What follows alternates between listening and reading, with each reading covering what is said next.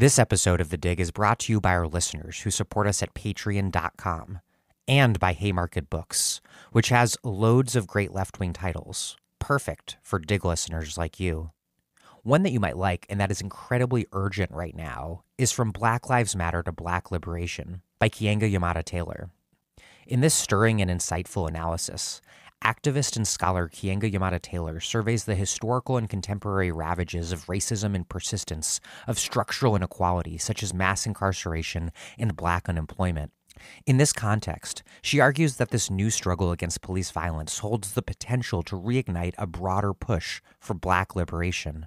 As Michelle Alexander, author of The New Jim Crow, says of the book, Yamada Taylor's searching examination of the social, political, and economic dimensions of the prevailing racial order offers important context for understanding the necessity of the emerging movement for black liberation.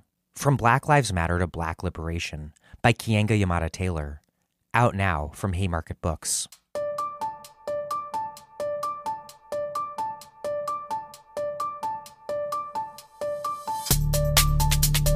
Welcome to The Dig, a podcast from Jacobin Magazine.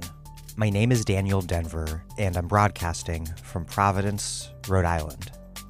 It is clear that we in the United States do indeed live in an exceptional nation.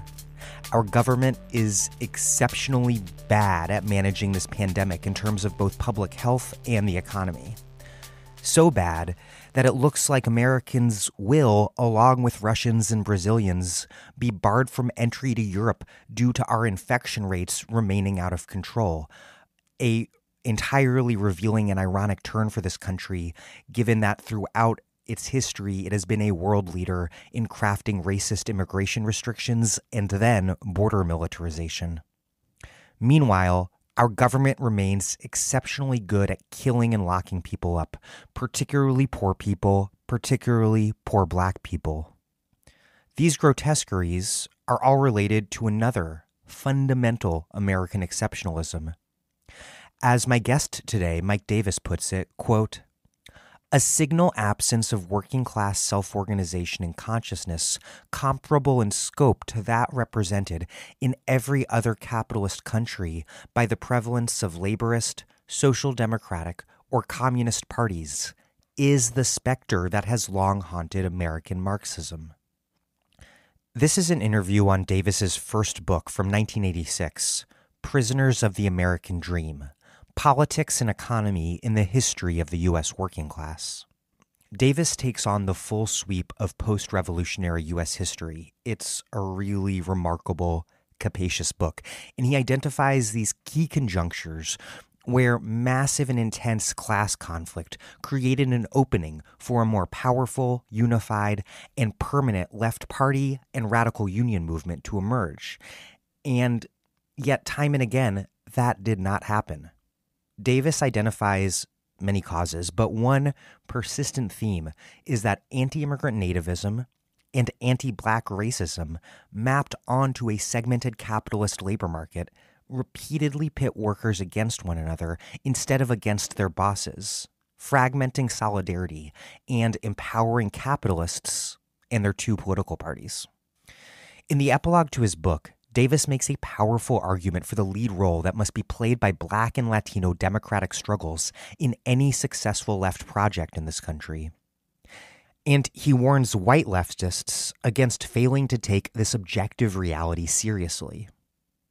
And I'm going to read from him at length on this. Quote, "As Lenin pointed out 3/4 of a century ago, with a perspicacity that is yet to be fully assimilated, political consciousness comes from outside the immediate field of the economic class struggle, which is not to say that it is superimposed on the working class by intellectuals, but rather that it grows out of the overdetermination of the economic class struggle by other contradictions and forms of oppression. One must not forget that in the USA, too, the hard core of Debsian socialism derived from the situation of an immigrant proletariat that endured economic exploitation along with cultural discrimination and, most often in factory towns, de facto political disenfranchisement. Or, to frame the problem in Lenin's terms, Are there any subaltern strata whose class position is fused with a special oppression that transcends the limits of bourgeois political form, and whose struggle for daily survival, therefore, generates anti-systemic elements of protest and political solidarity? Early suffrage and a pioneering mass party system did help deflect the thrust of early white working class organization from independent political expression. But this has not altered the fact that the oppression of blacks has remained a central contradiction at the heart of the American bourgeois democratic system. Substantive economic citizenship for Black and Hispanic America would require levels of change dangerously close to the threshold of socialist transformation. He goes on, quote, "My thesis is that if there is to be any popular left, it will develop in the first instance through the mobilization of the radical political propensities in the Black and perhaps Hispanic working classes. Reciprocally, the validity and popular appeal of any socialist program or strategy will depend on the degree to which it addresses the axial problem of the revolutionary democratic struggle for equality. To do so, leftists must reject the majoritarian fallacy, nurtured by fellow traveling in the Democratic Party, that all socialist politics must be cut to fit the pattern of whatever modish liberalism is in fashion, or to conform with the requirements for securing practical democratic pluralities.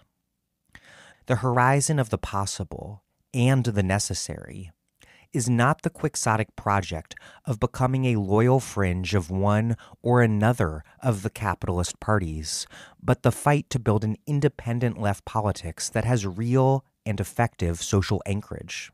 To the extent that sections of the Democratic Party or elements of the middle strata can return to more traditional liberal positions, it will only be because independent forces to their left are militant and well-organized, with demands unvetted by the realism of consensus building with establishment politics.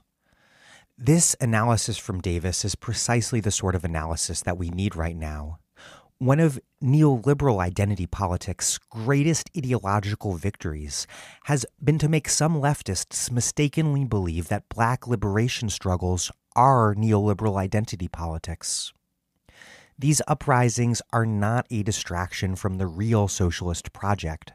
These are, instead, the sort of mass movements that combine democratic and economic struggle through which American socialism must emerge. As I wrote in a recent essay in Jacobin, quote, "This uprising is attacking the neoliberal settlement at its racist and securitized core, winning support for the demand to defund police and reinvest in basic services. The decades-long rollout of the security state displaced class conflict. The current movement reignites it, demanding a state that funds care instead of repression." Before we get started, I wanted to mention three things. First, Antibody, our first attempt to do socialist This American Life, has come to an end, for now. Stories from day laborers in prison, Amazon warehouse workers in a New York City hospital, on Kropotkin and mutual aid, and Dungeons and Dragons, and a lot more. I'm really proud of what we put together. Please do take a listen. You can find all the Antibody episodes at thedigradio.com/antibody, and please do share it with anyone who might like it. I don't think there's anything else quite like it. We will likely do more of this in the future, depending on time and funding. It might even still be called Antibody. We will see. I am very grateful to everyone who supports us at patreon.com/thedig for making this show in general and Antibody in particular possible. These things cost money and time, which requires money under capitalism. Anyhow, we could not have done it without your contributions, and I will link to Antibody in the show notes in case you missed it. If you'd like us to keep doing stuff like this, please do contribute what you can at patreon.com/thedig. That's reon.com/thedig. And then second, I have this very new lengthy essay at Jacobin that I just mentioned, quoted from a minute ago, that I think you'll like. It's on Trump's authoritarianism, Corona, the uprisings, the liberal complicity and denial of Trump in this moment's origins in ordinary bipartisan security and law and order politics. The basic argument is very much in sync with this interview, which is that an attack on the law and order system is key to dismantling neoliberalism. I will link to that essay in the show notes as well. I don't write essays very often, and this one pretty much represents everything I think about what's going on right now. So if you're curious about what I think, please give it a read. Finally, the Dig book clubs are going strong. We've done 2 books so far. Kim Phillips Fine's Fear City and Mike Davis's Prisoners of the American Dream, or as Gabe Winnett insists that I call it, POTAD. Next up is The Young Lords, A Radical History by Johanna Fernandez. I'm about a quarter of the way through the book, and it's incredible and unsurprisingly incredibly relevant right now. The way these Dig book clubs work is that you can either plug into a book club that listeners have already organized, or you can start your own. We at the Dig choose 1 book a month from the books that we're doing episodes on, and then we organize a Zoom meeting with the author. You are free to organize your club however you want, like you can choose a second book to do each month if you'd like, you can meet as often and when you'd like, etc. If you'd like to join or start a Dig book club where you live, or with your friends and comrades who live all over the place, find out more at thedigradio.com/dig-book-club. That's thedigradio.com/dig-book-club. Okay, here is Mike Davis, who continues to follow the path he first chose in 1962 when he became a teenage member of the Congress of Racial Equality. He has written so many incredible books, including City of Quartz, Planet of Slums, The Monster at Our Door, The Global Threat of Avian Flu, and, of course, Prisoners of the American Dream. His latest book is Set the Night on Fire, L.A. in the 60s, co-authored with John Wiener.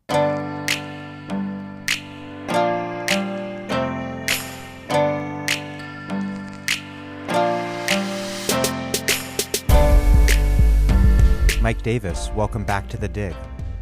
Thank you.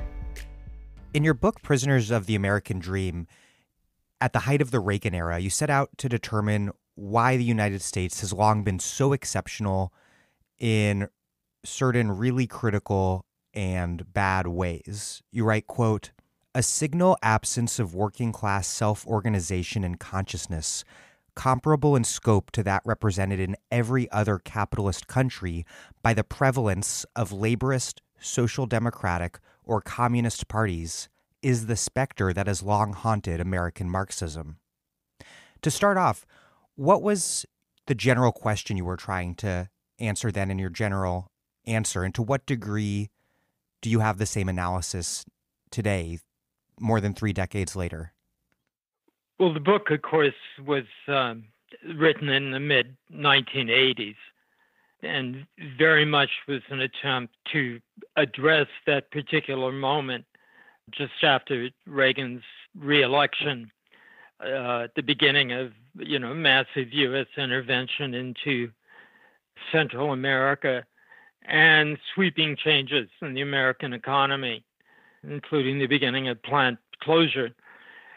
And the book really has 2 parts. The first part looks at this whole question of American labor's failure to obtain independent representation of its interests via a socialist or labor party. That's a very traditional question.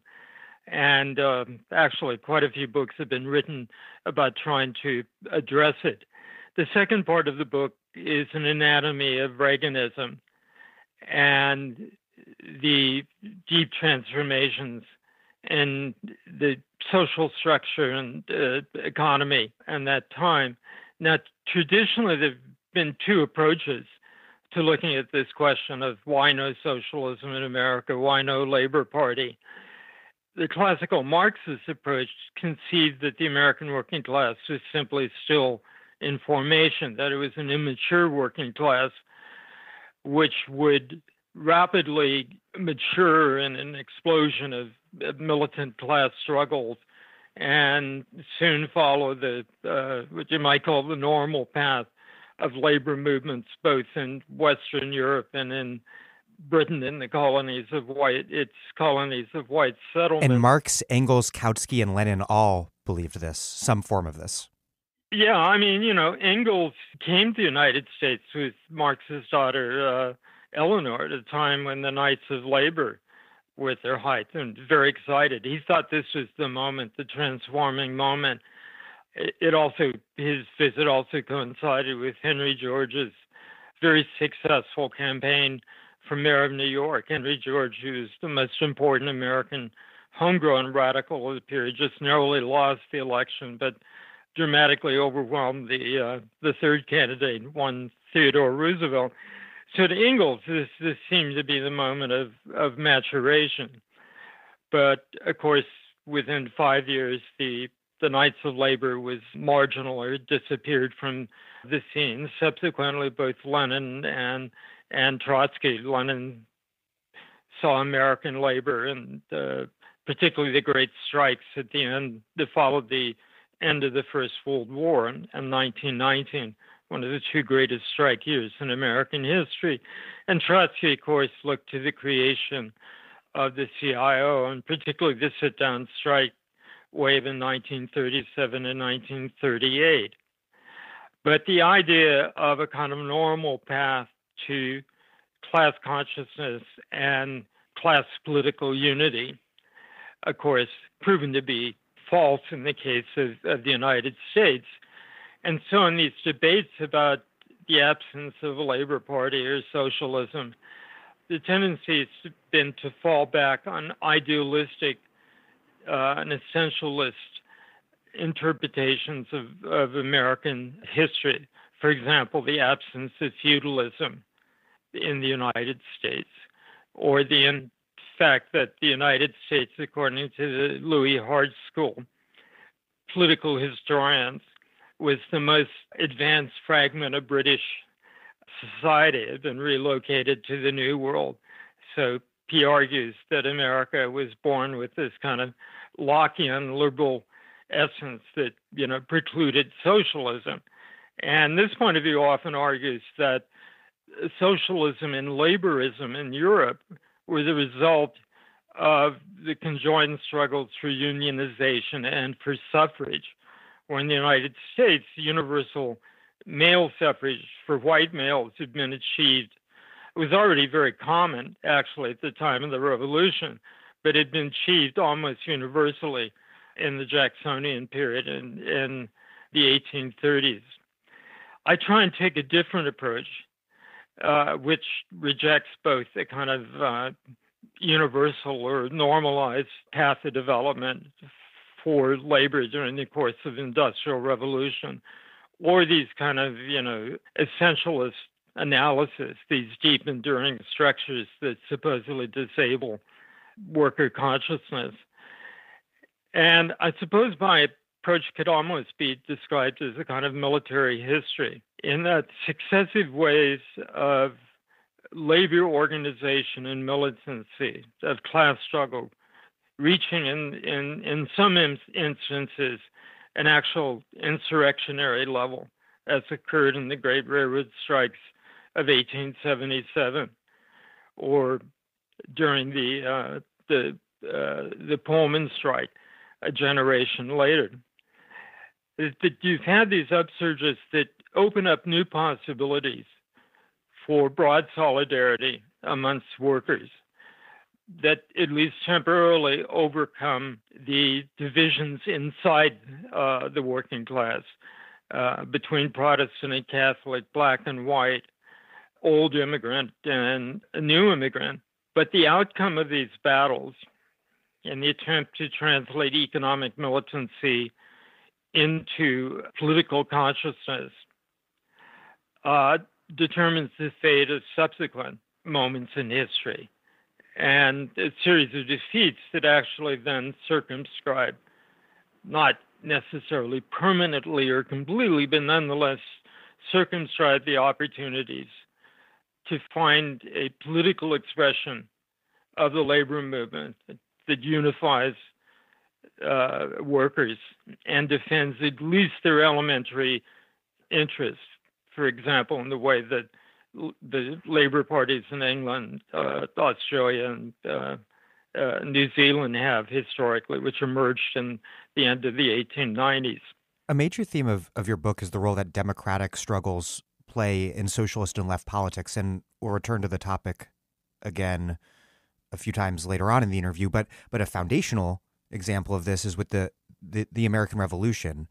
You write, quote, "The American bourgeoisie is the only classical revolutionary democratic bourgeoisie in world history. All other bourgeois democratic revolutions have depended, to one degree or another, upon plebeian wings or surrogates to defeat aristocratic reaction and demolish the structure of the ancient regimes.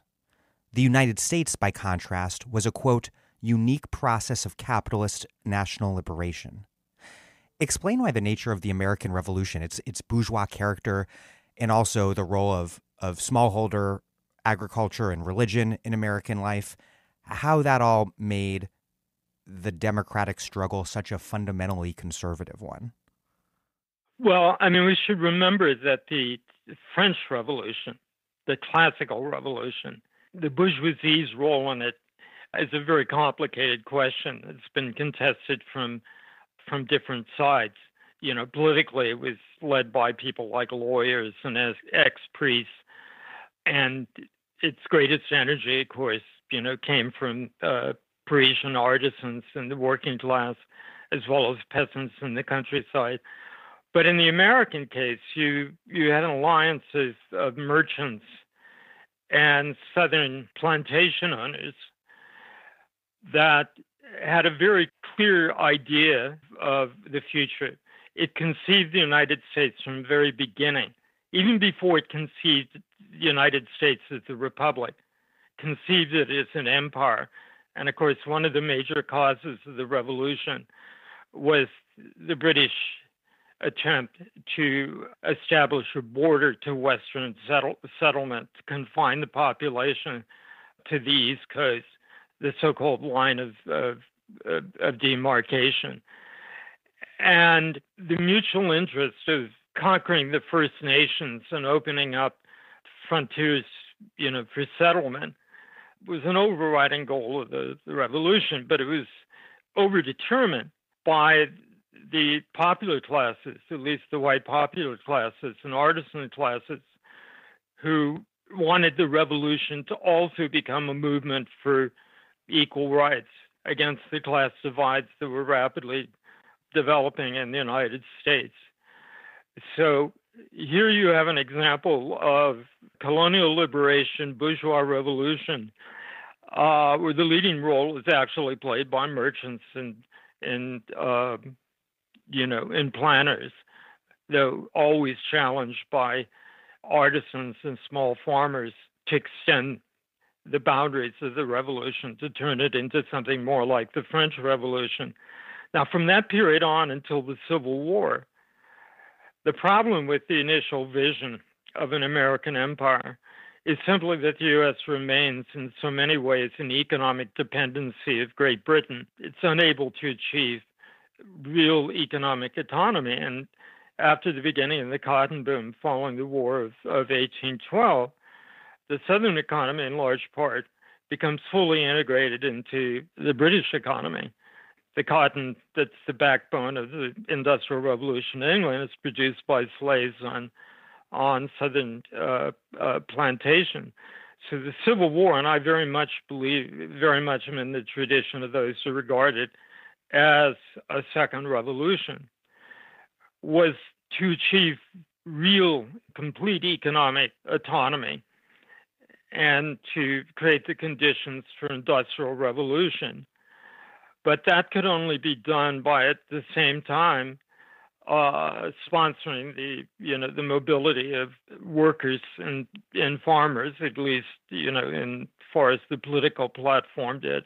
And slavery, the slave system had to be crushed to create the full conditions for a capitalist economy, and an economy that was free of its dependency and control by the city of London. And you note that there was no strong labor abolitionist wing to Lincoln Republicanism, even though the Civil War obviously had the virtue of smashing the slave system. It was not due to Republicanism being powered by a more radical ideology. The Civil War, because it had aspects of being a revolutionary war, like during the English Revolution or during the French Revolution, had its own internal dynamic that pushed, particularly in the core of the Union Army, toward an embrace of abolitionism and a full representative democracy. But the labor movement, which had exploded from the 1830s onward in Atlantic seaboard cities and in a few places in the Ohio Valley, was confronted in the 1850s, first of all, by this huge wave of immigration driven by famine and by counter-revolution from Ireland and Germany, but also by attempts to align through the Democratic Party the rebellion of Eastern workers with the support of slavery, on the idea that the best allies of the labor movement and the Atlantic seaboard were actually the slave owners, not slaves, not people of color. So labor abolitionism was stillborn for the most part. It ran up against the hardcore anti-black racism of Irish immigrants. Well, of course, that racism was created in the United States. It wasn't necessarily brought over from Ireland any more than a strong sense of Irish national identity was necessarily brought over. That was created in America. I mean, people came over and they were from Munster or Antrim or Cork City, and it's only facing this huge wall of hostility that they fully embraced Irish nationalism. And of course, the immigration coincided with the great emancipation struggle in Ireland. And it's noteworthy that O'Connell, the champion of Ireland, the leader of the emancipation colony, the most famous Irishman of the day, himself was a fervent abolitionist. He was a radical Democrat. He even warned of basically excommunicating the Irish in America unless they supported the abolition of slavery. But that was largely ignored. And of course, there are still debates on why that happened. Noel Ignatieff, of course, wrote a famous book on how the Irish became white that looks precisely at this question. German immigrants are so neglected in most accounts of American history, however, were a different species. So many of them were artisans, intellectuals, fleeing from the defeat of the Revolution of 1848 and from Prussian repression. And German-American workers tended to be the great exception, and far larger numbers were abolitionists and radical Democrats in a consistent way. And they formed the core of the of American left, of American socialism, for the next 50 years or more. Socialism in the United States becomes largely a story of German-speaking workers in the upper Midwest. It's only in the 1890s that Jewish socialism becomes a major force in New York and a few other cities. After the Civil War, and you touched on this a few minutes back, the Knights of Labor and the Farmers Alliance and the whole populist movement emerges, and it did attempt in various ways to universalize American freedom, to use a phrase from Aziz Rana, to create an expansive working class culture and labor movement, though there were important exceptions such as Chinese workers. But what allowed for this moment of radical politics to take shape when it did after the Civil War? And why were the populists then ultimately frustrated in building lasting working class power? You point to a number of factors: the expanding settler capitalist frontier and the way it sort of patterns of uneven capitalist development across the expanding country, the nativist reaction to new immigrants from Southern and Eastern Europe, the rise of urban political machines, and the white Southern reaction, of course, against Reconstruction, and also against a Southern reaction against interracial agrarian populism. How do all of these fit together in the late 19th century to explain the destruction of this incredible and seemingly very promising at the time postbellum radical moment? They were not inevitable. There were opportunities there that were never fully developed for one reason or another. But the historical possibilities existed, at least for periods, and they crystallized new forces. The Civil War itself basically overcame much of the division between native-born Protestant workers and Irish and German immigrants. And you saw extraordinary unity in the urban uprisings that supported the Great Railroad Rebellion in 1877. This was America's equivalent to the Paris Commune, where tens of thousands of workers and people from the slums of Chicago and other great cities fought against the railroad barons. The railroad corporations were the first national corporations, and the railroad working class was the first segment of the labor movement to be organized nationally, essentially be a single national working class. So the great class struggles of the second half of the 19th century all tended to originate as labor rebellions, attempts at organization by railroad workers. Again, in the 1880s, you had 2 or 3 years of sustained insurgency and violent battles on the railroads linked to a new birth of, or rebirth of unionism in many northern cities. This is the period when Henry George ran for mayor of New York and almost won on a working men's party platform.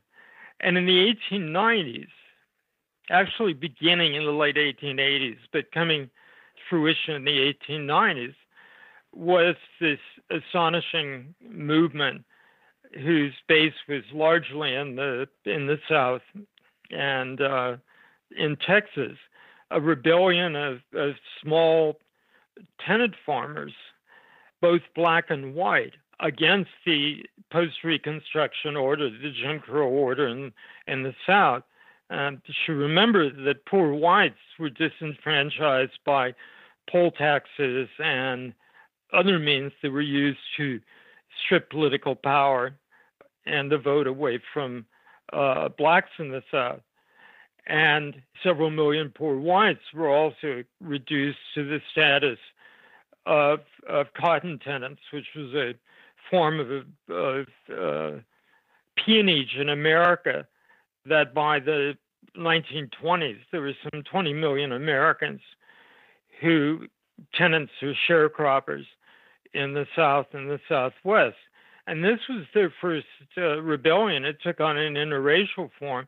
At the same time, there was a powerful labor movement in New Orleans. The docks were divided into 2 groups of workers and 2 unions, or union locals, one black and one white, but nonetheless collaborated in the 1890s, making New Orleans the most powerful labor insurgency, in the South. So this was somewhat astonishing that the radicalism was now in the periphery, in the South and the West, and the West amongst railroad workers and miners. And the creation of the People's Party as a national movement of agrarian discontent, opened the opportunity to progressive labor leaders, former Knights of Labor or the left wing of the new organization, the American Federation of Labor, to begin to see the possibility of a farmer labor movement, and farmer labor movement that was independent of both the Republican and the Democratic Party. But the People's Party was a coalition in the agrarian side between these small southern and western farmers and the larger commercial farmers, the grain growers, wheat growers, and corn growers of the Midwest. And it was the commercial farmers who ended up dominating and bolting with William Jennings Bryan to the banner of cheap credit through silver currency, which became this one-issue panacea.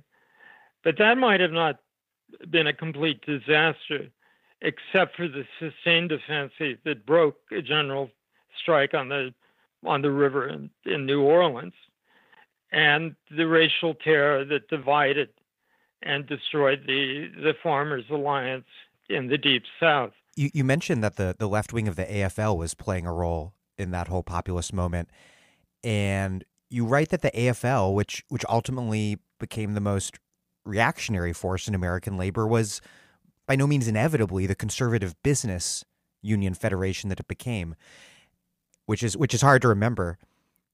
Yeah, I mean, the American Federation was a hybrid. It included the organizing craft aristocracy of American labor, who by the 1890s were faced with the bank-directed reorganization of American industry into giant corporations, followed by massive attacks on the power of skilled workers. Because through the 1890s even, in a typical, for instance, steel plant or pioneering electrical plant or, whatever, skilled workers still had great job autonomy. I'll never forget once when I was teaching in the Northwest, going on a tour of a mill, and Sawyer, the guy who sharpened the saws in this timber mill, had this totally enclosed room. It was blacked out, so the bosses couldn't see. So they didn't know what he did. So they wouldn't know what his actual craft was. They couldn't study it or control him. And that kind of autonomy, I mean, that's a dramatic example, but that kind of economy was absolutely widespread in the second wave of the Industrial Revolution in America, but it was under sustained attack from the 1890s onwards. So that was one part of the AFL, but the AFL also included groups like the United Mine Workers, in which in hard rock mining there was more of a skilled-unskilled divide. But the United Mine Workers, by the very essence of their work and nature of the industry, were an industrial union, and in a sense the first real industrial union in the country. So the AFL had various possibilities. It had a strong left wing. Labor Day, for instance, was not created, as many people believe, as a alternative to May Day, an anti-radical Labor Day. Its greatest advocate was one of the socialist leaders of the AFL. The division between the AFL and the massive unorganized industrial workers really only solidified in the labor struggles just before the First World War, when skilled craftsmen in mass production industries and in steel basically betrayed rebellions of Eastern and Southern European new immigrants who composed most of the manpower in the factories. This was the labor rebellion organized by the industrial workers of the world, and in many places. But the shape of a national labor movement and the influence of the different currents and the role of socialists and other radicals in the labor movement at the time of the corporate consolidation of manufacturing. This was, in a sense, up for grabs. And is the reason that it went from up to grabs towards a decidedly conservative direction because of this raced segmentation of the working class, with skilled work being raced as white and American, with semi and unskilled labor being raced as immigrant or foreign?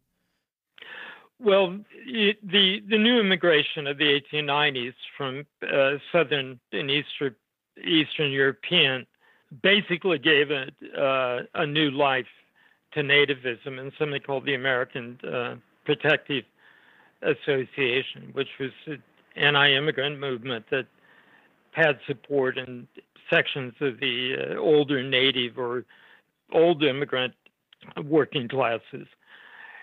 But the very nature of the new system of production that was created in the first decade of the 20th century, which was based on the division of work into simple tasks, which could then be rationalized so that really all you needed was somebody with the muscles and stamina to perform the same tasks or simple chore tasks repeatedly at the fastest speed. I mean, this was the essence of mass production, but it still included a large role for skilled workers, even as their autonomy was under attack. So there's a huge gulf in a typical factory between the largely native or old immigrant skilled workers and this new class of people. They weren't unskilled workers. They were the semi-skilled, the factory operatives, a class which had first appeared, of course, in the 1830s in Lancashire and then, in England. And of course, employers used ethnic segmentation. One practice was to divide departments according to ethnicity, to divide workers up. So there was an astonishment when in 1909, starting at a strike at a huge plant that made railroad boxcars, the pressed steel plant just outside of Pittsburgh, where they had 9,000 or 10,000 immigrant workers, rose up in a sustained struggle, betrayed by their skilled white counterparts who refused to support the strike, but they won a stunning victory.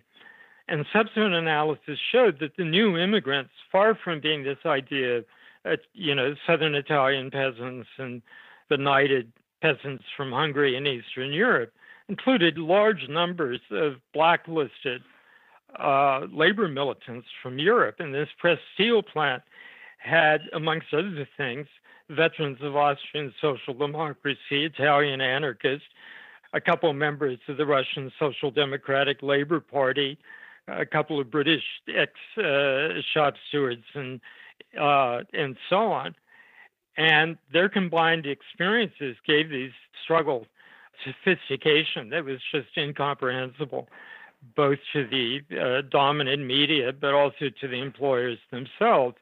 And that's, of course, when also the IWW stepped in to lead the strike wave in many cities because of AFL's reluctance to do so, or often its downright opposition.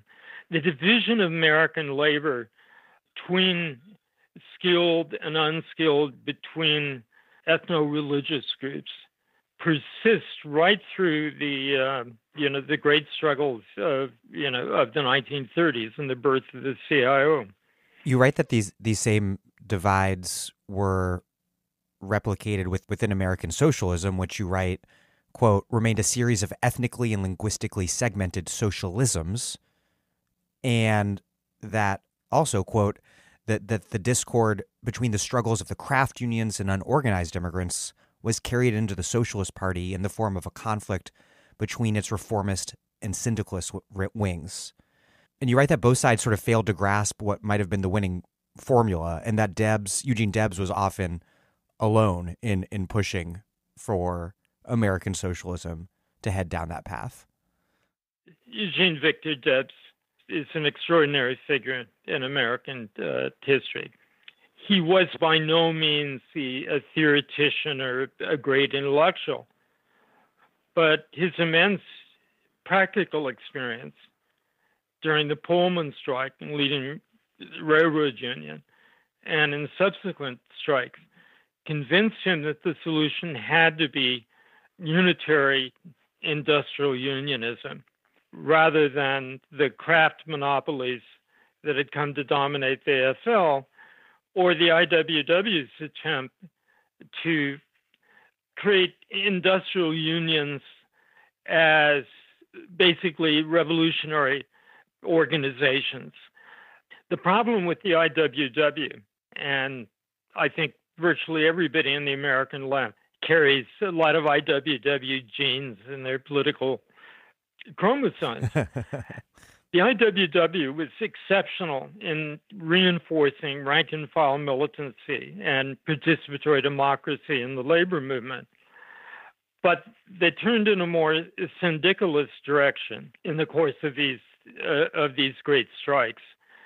And they had no real solutions to the problem of immigrant workers as citizens.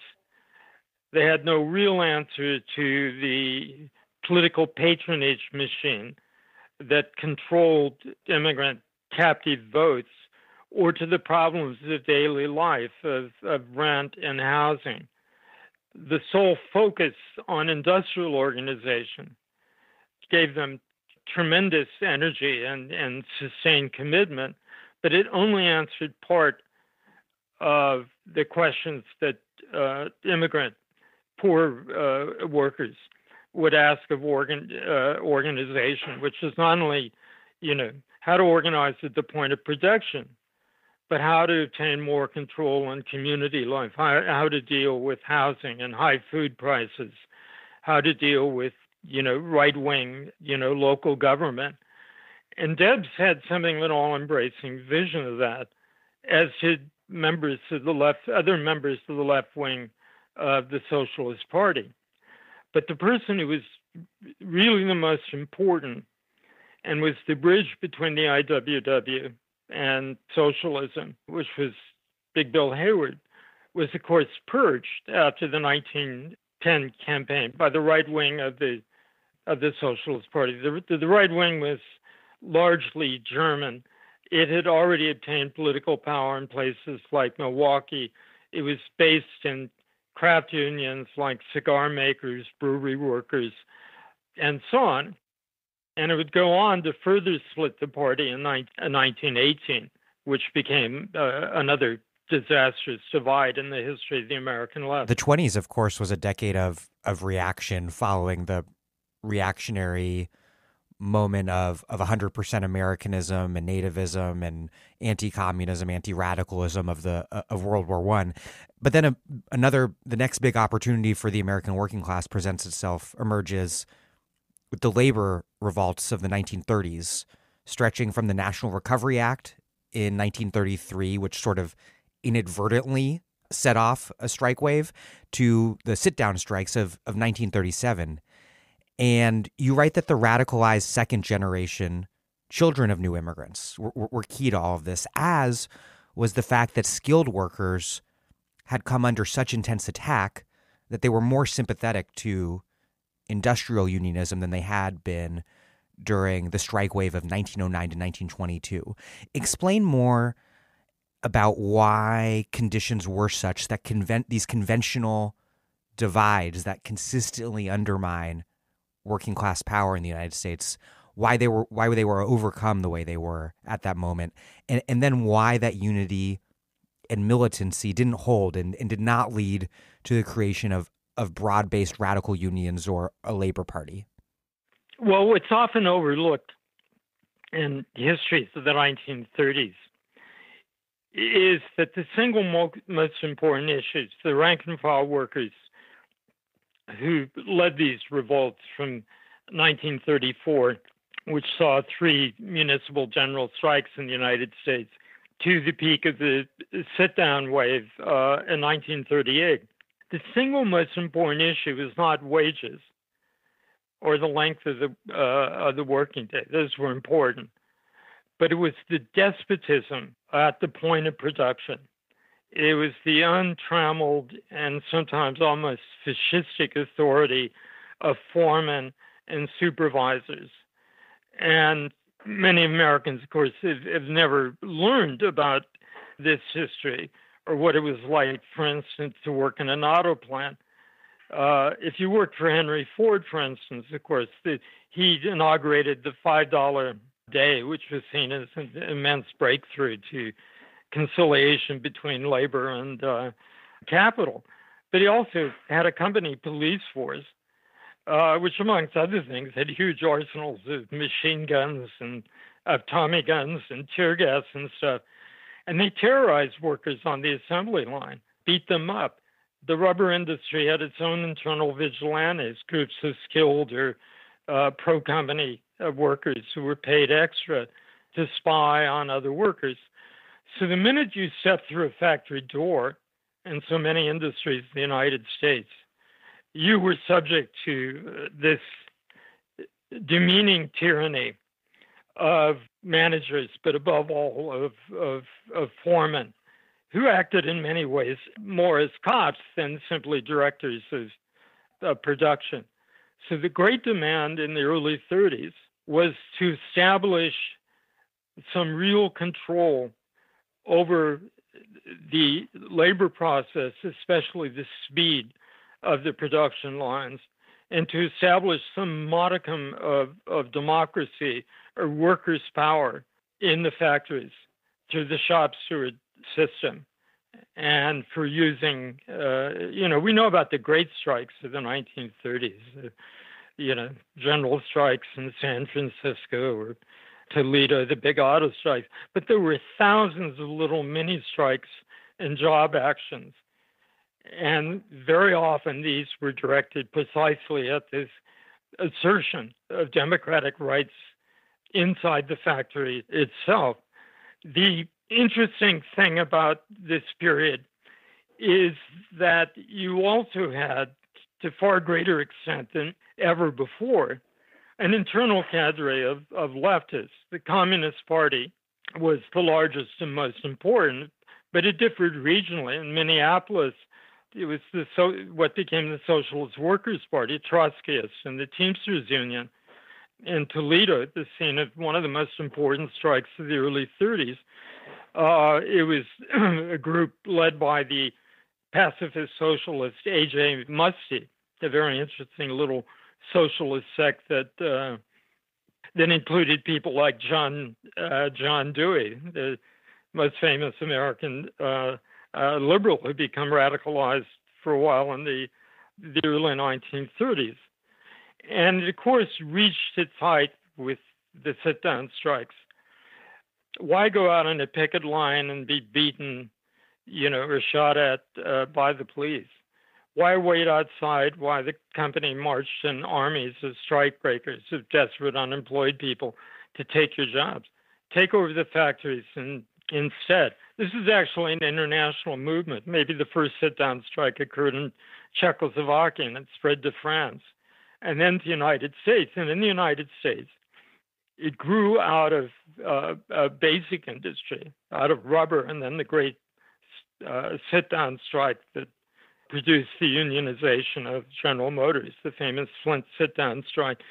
But it occurred everywhere. Women workers at Woolworths, the 5 and dime stores that were even the smallest towns in America, they started sitting in at the Woolworths, closing the doors, locking themselves inside, and refusing to leave, refusing to be dismissed.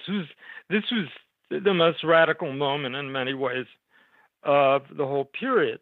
But what followed, the victories that then ensued, was a replacement of the shop committees and rank and file leadership who've been driving these struggles by full-time union employees by business agents, and the evolution of a whole doctrine of collective bargaining based on trading wage and welfare advances, but allowing a restoration of employer power over the assembly line, over the production process.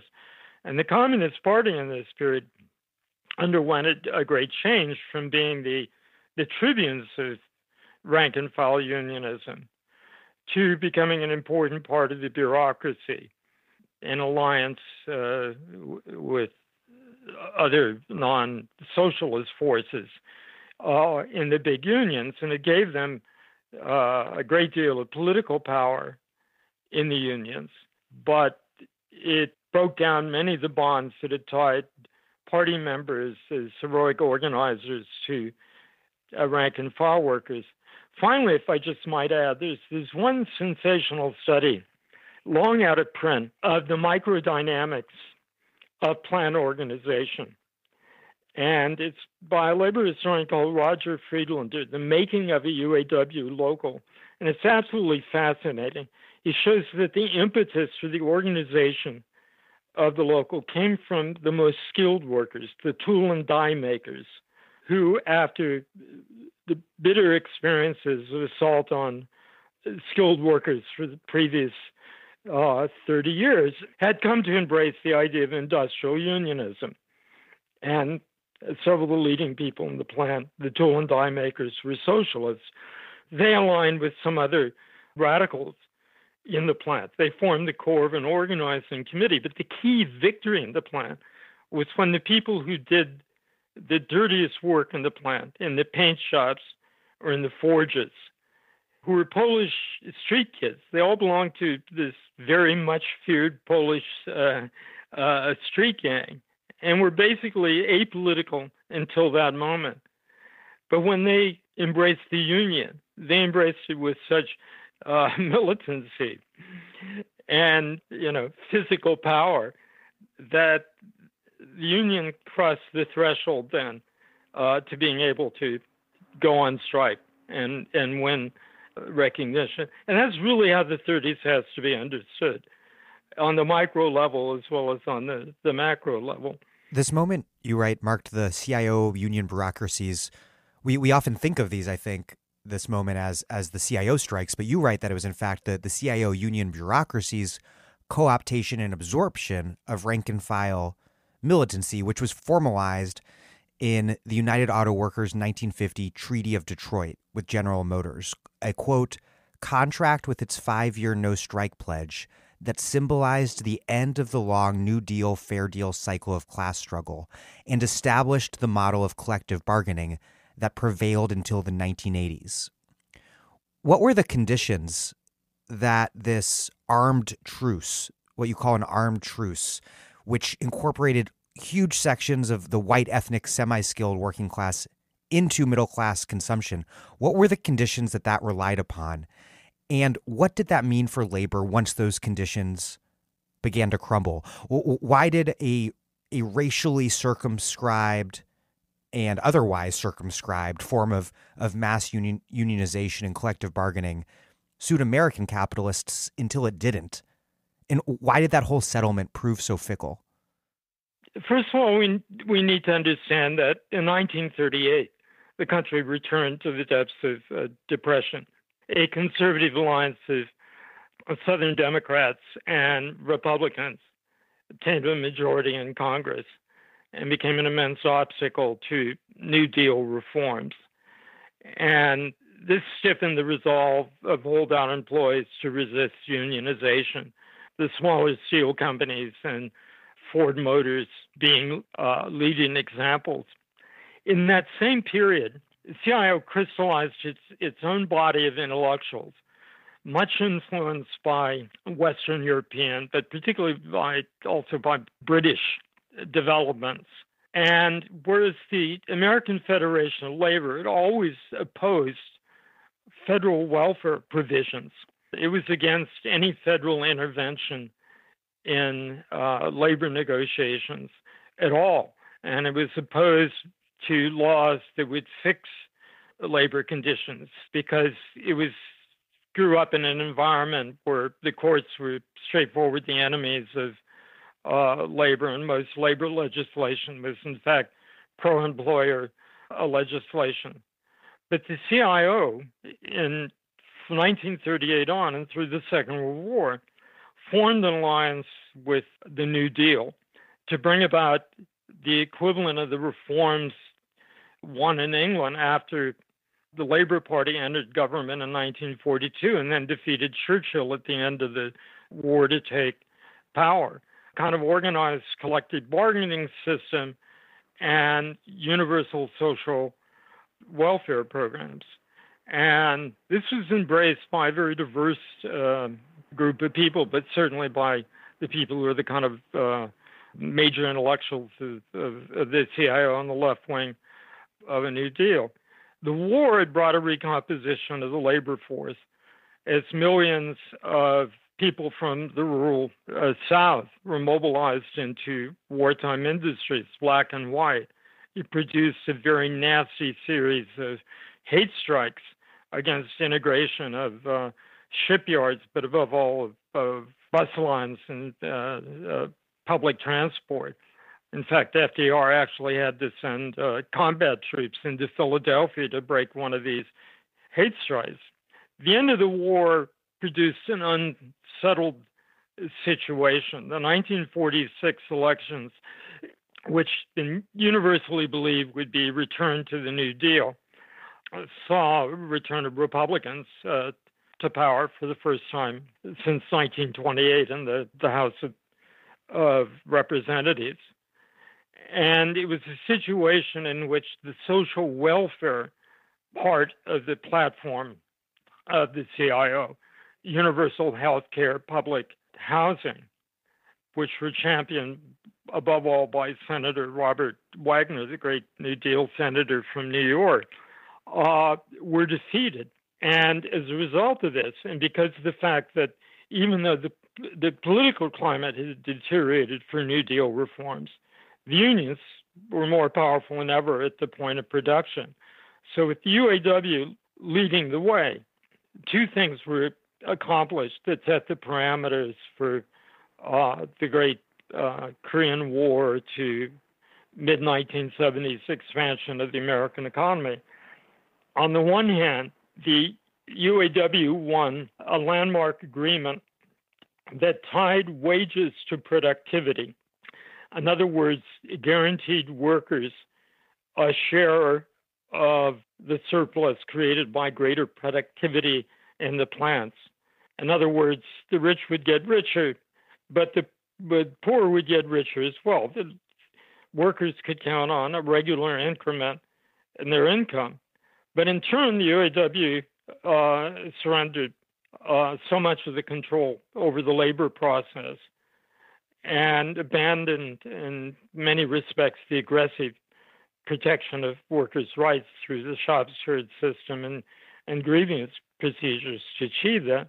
But secondly, because of the failure of housing and healthcare acts, the union began, the industrial unions, the most powerful unions, began to negotiate these as demands from the employers. And so from General Motors, the UAW also won a health plan and enhanced pension plan. These were in large part workers' deferred wages, but they had an employer contribution. So what that meant was that for American workers who belonged to powerful unions, they could get the benefits of a welfare state through collective bargaining and through negotiation. But everybody else was left out in the cold. And of course, we can see what that has meant in terms of the healthcare provisions, where the United States had once been distinctive in the industrial world for its high-quality universal public education. By the 1970s, what made it most distinctive were its soaring costs of medical care and unequal provision, the lack of basic welfare rights that had been won in almost every other industrial country. But that was the labor piece that was negotiated and of course against the background of the Cold War and the purging of the left from the CIO unions. But it provided the essential conditions for the boom of the 50s and 60s, along with federal programs like FHA loans and tax deductions for mortgage interest payments and like that promoted suburbanization and home ownership. And of course, the GI Bill, which allowed half the veterans of World War II to go to college at the end of their service and created an educational revolution that gave white workers in particular, gave their kids unprecedented mobility and access to a growing number of, above all, public teaching jobs, but also entry in the professions, a high level of mobility in the case of the most powerful organized sectors of the economy. A major casualty of the labor movement's turn to Cold War liberalism was, of course, the labor movement. Labor's second so-called Civil War, which you just referenced a few minutes back, led to the decimation of left-led unions like the Farm Equipment Union and the enormous United Electrical Workers Union, UE. And also, you write, it led to the total failure of Operation Dixie, where anti-communism overwhelmed and undermined the effort to organize the South. And so you write that the CIO, quote, failed to make a sustained attack on the citadel of right-wing political power, the rotten borough system of the South. The enfranchisement of the Southern masses should have been the key to the recomposition of the Democratic Party and the consolidation of a liberal labor congressional majority. But the problem of suffrage was inextricably bound up with the existence of those two other pillars of class rule in the South, Jim Crow and the open shop. Only a massive unionization campaign, closely coordinated with full support for black civil rights, could have conceivably generated the conditions for interracial unity and a popular overthrow of Bourbon power.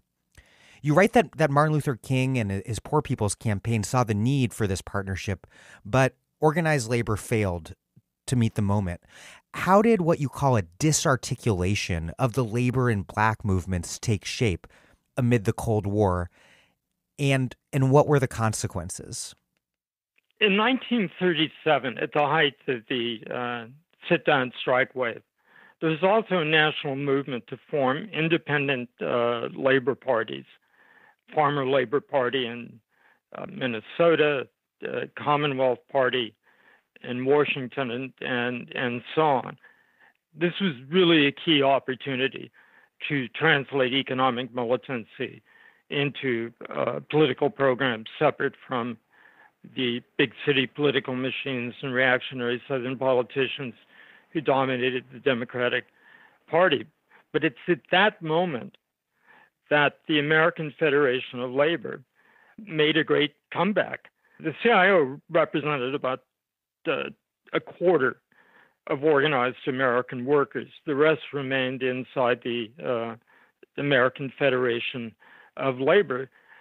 And the AFL leaders were often aligned with this conservative coalition in Congress and openly supported anti-communism as a way to undermine the CIO, as the two labor federations have become directly competitive in organizing various sectors of the economy. So this was the Civil War inside the labor movement that disabled the movements for independent political representation in the later 30s.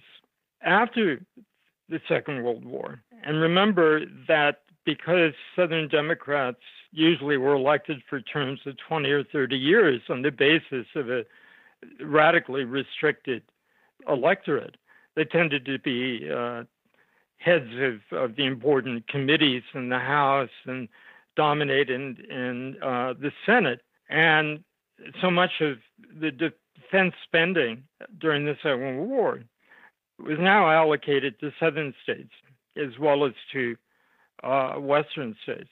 The South suddenly seemed to be undergoing its own industrial revolution. So it was all important for the unions, both craft and industrial unions, to stake out territory in the New South. Now, the communists, and this is where they differed signally from the Socialist Party before 1920s, believed in combining union organization with civil rights, with black liberation.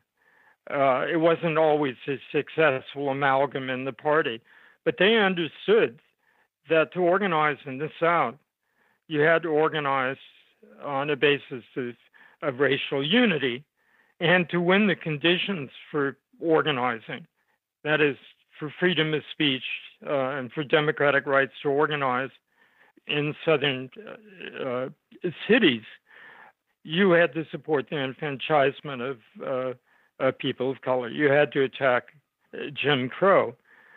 And so the purge of the communists from the CIO and the weakening of some of the most powerful unions, the United Electrical Workers have been the one big union for the entire electrical industry, in some ways a more powerful position than the UAW, but it had been split up in an attack on its left leadership. So when Operation Dixie was unleashed after the Second War, ambitious organizing campaign in the South, it immediately ran into a series of roadblocks. First, the purging of the left, the largely, communist left, who had an advanced perspective on organizing. And secondly, the increasing accommodation of AFL unions to white supremacy in Southern industries and in Southern crafts. What people had looked at with great hope as a movement that would transform, modernize the South, and break some of the shackles of oppression over the black population of the South, turned into a stinging and lasting defeat, and basically led to the extirpation of progressive politics in the South for, a long historical period. I should add to this that FDR did make one heroic attempt to attack Southern democracy in 1937-38, when he supported a series of progressive candidates trying to overthrow the most conservative Bourbon Democrats in the South. But that also was largely a failure. There had been great hopes in the late 30s and the 40s that a real revolution in the South had become possible, an end to the control of the racist plantocracy and Southern banks over the economy. And of course, this created then the conditions for the rise of massive resistance against the civil rights movement and the kind of violence that later ensued, absent what otherwise would have been possibly powerful union allies to support the civil rights movement in its hometowns and states.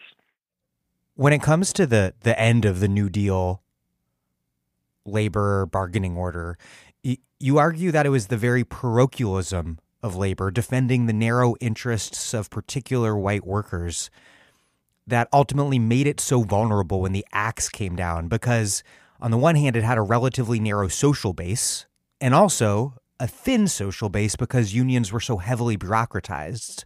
You write, quote, "In virtually every industry, the supposedly marginal periphery of non-union production has in fact been the redoubt from which, during the 1970s, major assaults have been launched against wage levels and bargaining patterns."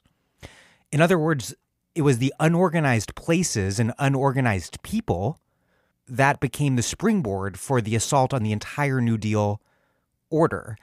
And you write that this happened early in the meatpacking industry, and then in forestry, construction, trucking, and mining.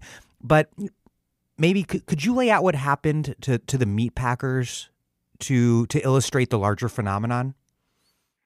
The packing house workers under Ralph Helstein, the president, was the stellar example within the CIO of successful interracial unity, far more democratic union than the steel workers or even the UAW.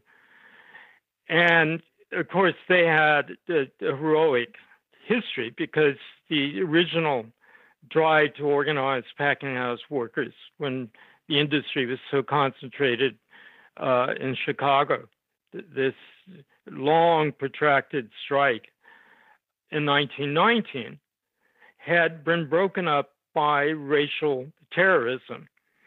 Actually, the Democratic Party employed a street gang called Raglan's Colts, whose leader was one street hooligan known as Daley. He would later become His Honor, Mayor Daley of Chicago, to set fires in the Slavic section of Chicago behind the the packing houses, and instigate a race riot to break up the organizational campaign.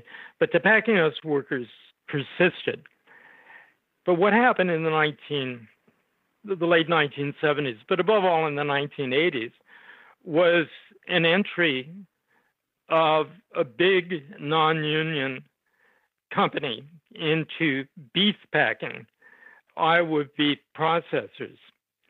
And Arm & Hammer, the oil billionaire, has a museum named after him in Los Angeles, had bought this company. This was the era of conglomerates when, for instance, U.S. Steel was divesting from steel plants to buy an oil company, and people were buying up and trying to manage two or three major companies in completely different parts of the economy.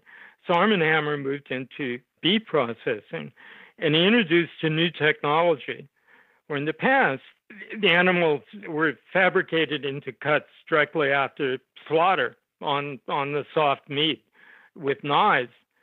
Now they're cut into quarters frozen and using the equivalent of chainsaws to cut the beef up, which was, by the way, an incredibly dangerous change in technology.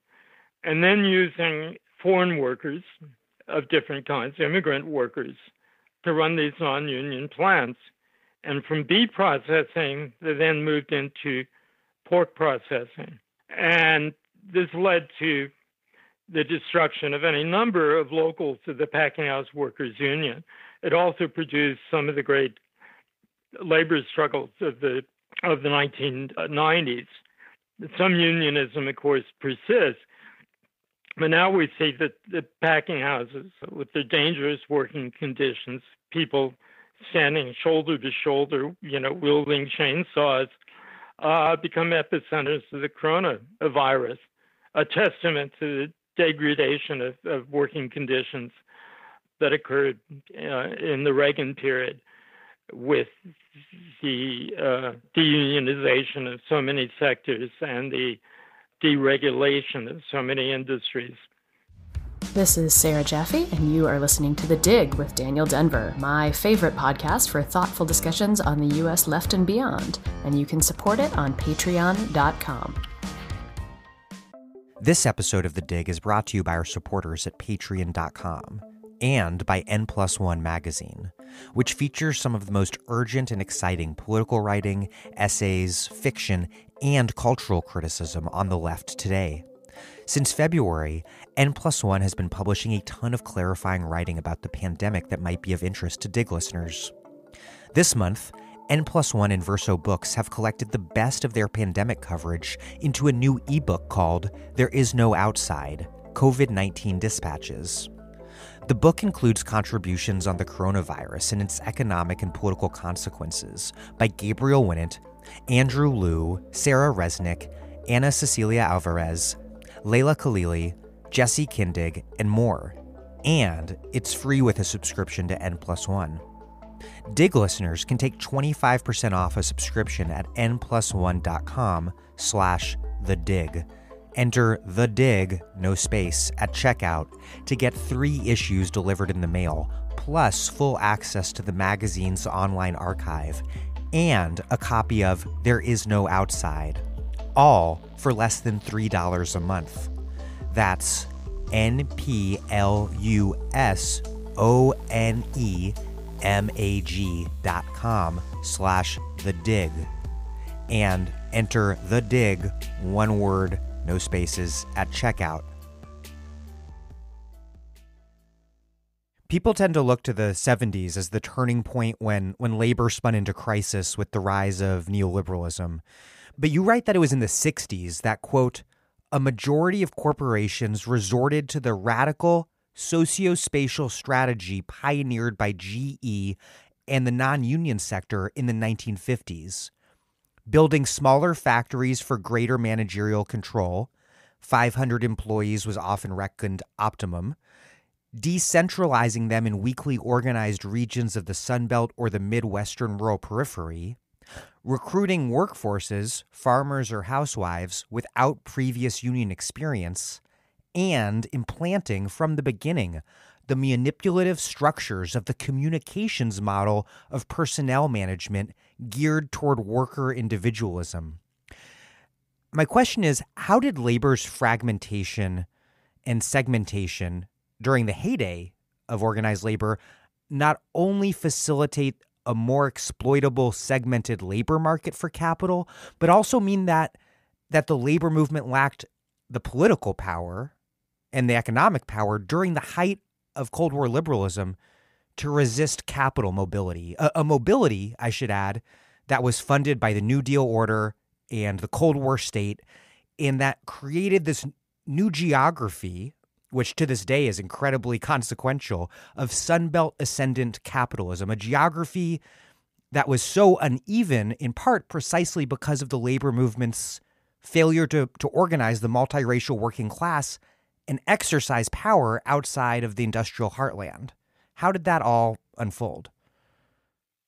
Well, it unfolded as a series of political defeats, first on the national level with the passage during the Truman period, the Taft-Hartley Act, by the conservative majority of Southern Democrats and Republicans in Congress that essentially outlawed forms of union solidarity and solidaristic action that have been so vital in the struggle for the 1930s, things like sympathy strikes, for instance, and boycotts. It created huge obstacles to union organization. The second political defeat was on a state level, and that was the movement to pass right-to-work laws, basically outlawed union shops, allowed workers to opt out of paying dues to unions, and in other ways protected non-union employers from organization. Later in the 1970s, this would be hugely reinforced by massive illegal violations of the National Labor Relations Act by companies. They found it far cheaper to simply refuse to accept the result of certification elections in plants and pay some fine for that to Federal National Labor Relations Board than to accept the result and allow unions. But the right to work states, principally in the Midwest and in the South, like the non-unionized large companies that survived through the 1950s to become a kind of launching pad for anti-union campaigns, these combined together to create ideal conditions to decentralize production. After the 1937 Flint General sit-down strike was so successful because it was one of two plants that produced the dies for the current model of GM cars. So if you close that plant down, you basically close down GM production, and it's dozens of other plants as well. And GM decided never to become vulnerable to that again by decentralizing production and having multiple plants producing key components. But with the rise of right-to-work states, this is enormous attraction to decentralize production in the way you talked about, and to seek out non-union sources of labor in areas where the political system was decidedly anti-union, anti-labor.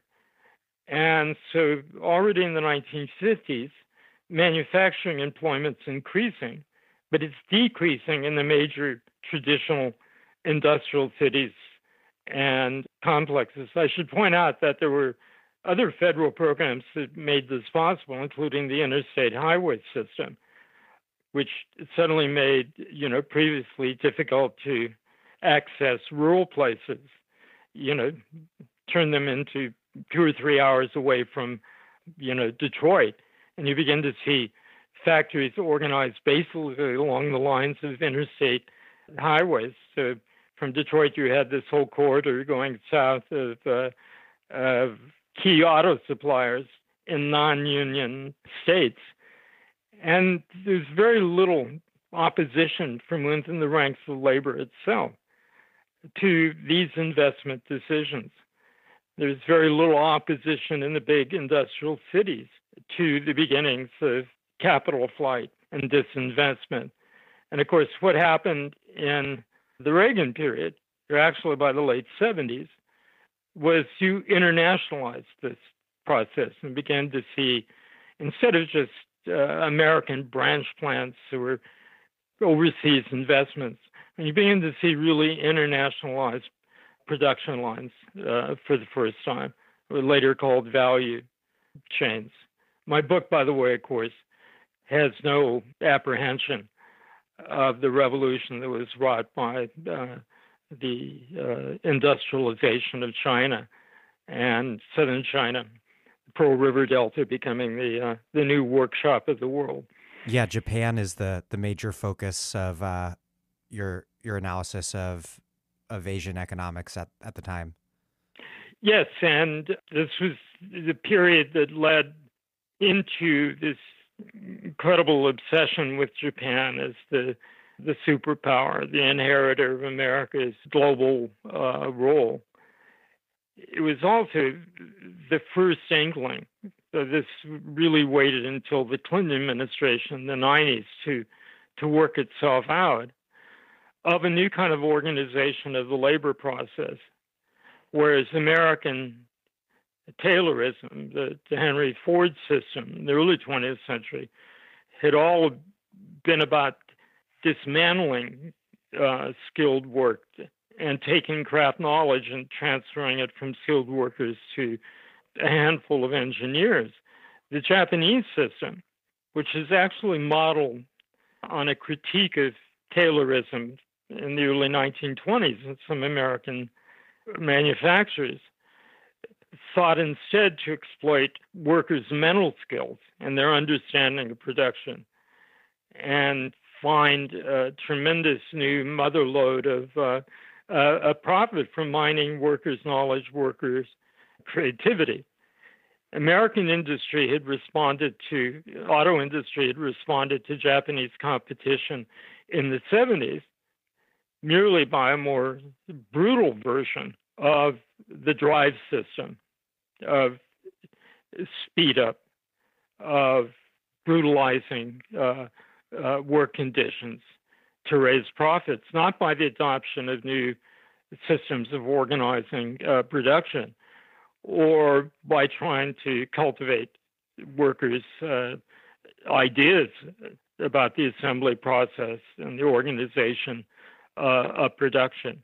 And this is a major reason, of course, why the American auto industry then fell so far behind the Japanese auto industry, but also European auto firms as well. In terms of the rise of the Sun Belt, what was the relationship between the geographic reorganization of American capitalist production on the one hand, and then the geographic reorganization of the working class on the other, with both the Black Great Migration north and also the less discussed but huge white Great Migration south and west, and then I'll add to that the Great Migration from Mexico into the Southwest and then beyond?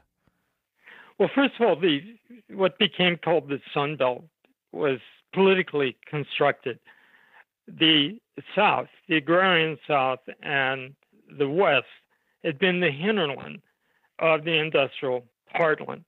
They contained, I think, 15% of all manufacturing jobs. They had an almost neo-colonial relationship to New York finance and Midwestern industry. That changed during the New Deal in a kind of spectacular way.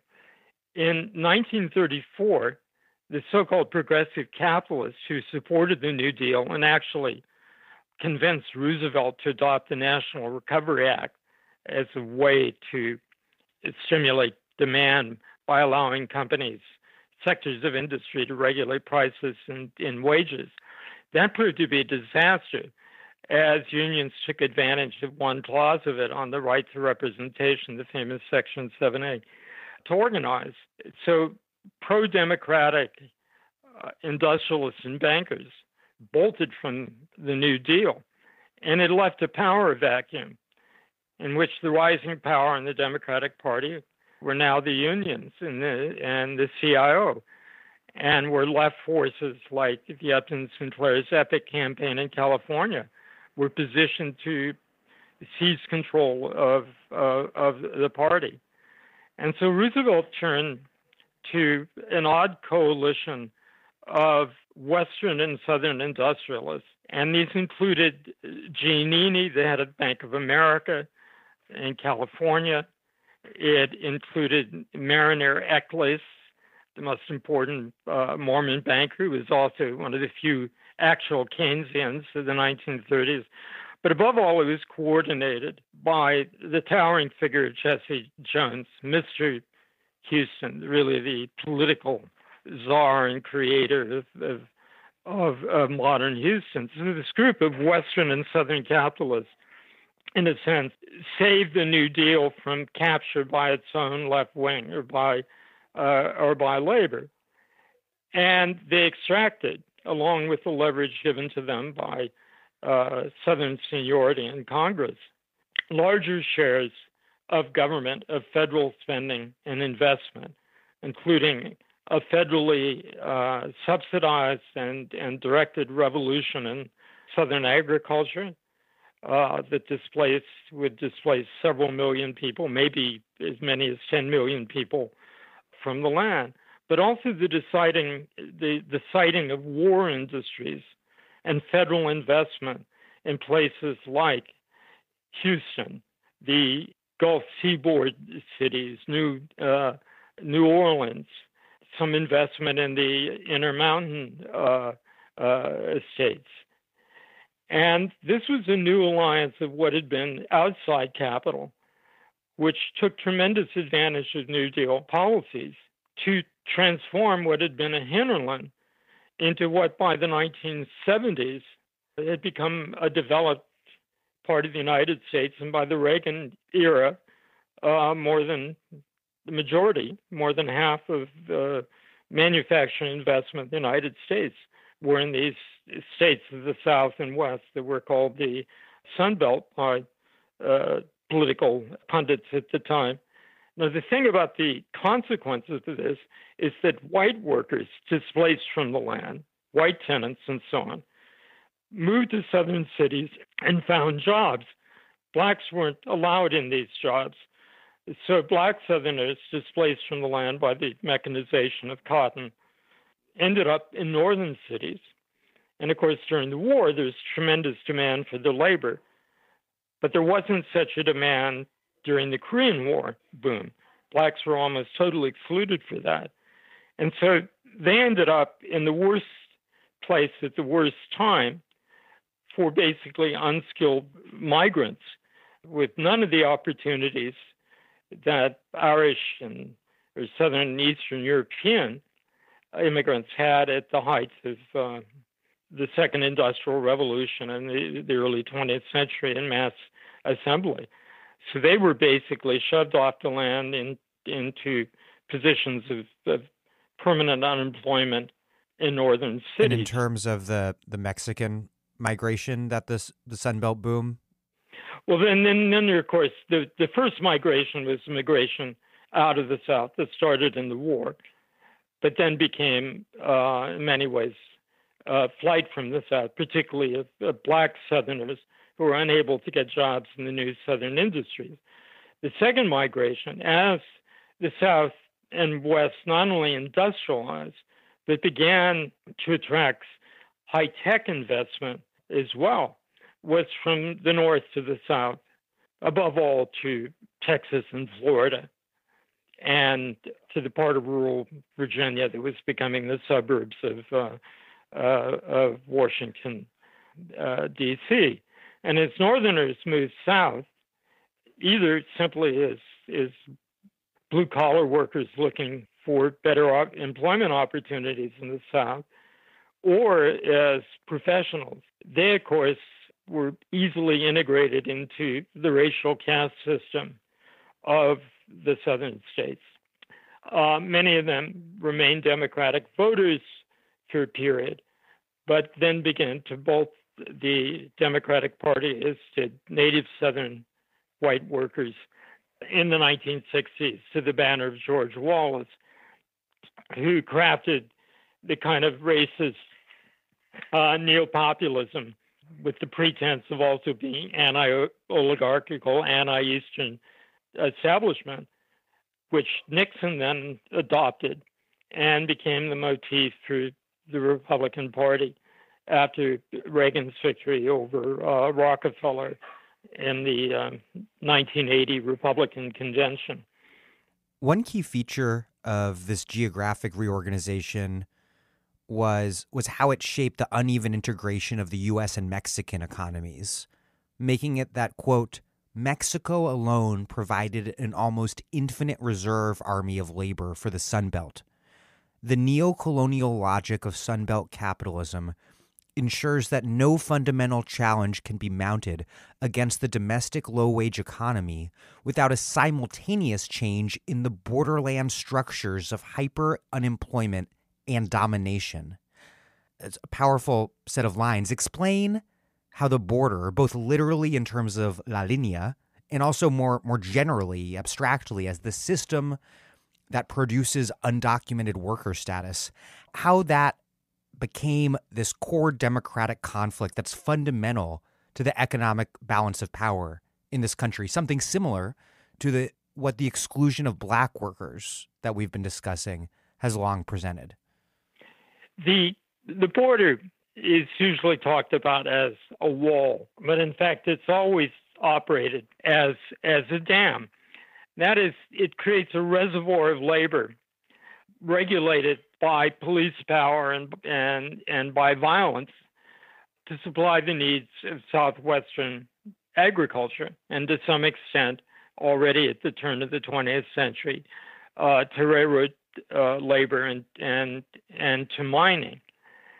And the epic change began to occur in the late 1960s, but above all in the 1970s, where both long resident Chicano Mexican-American populations, also new immigrants, began to find more entry into traditional blue-collar occupations, but above all into low-wage occupations.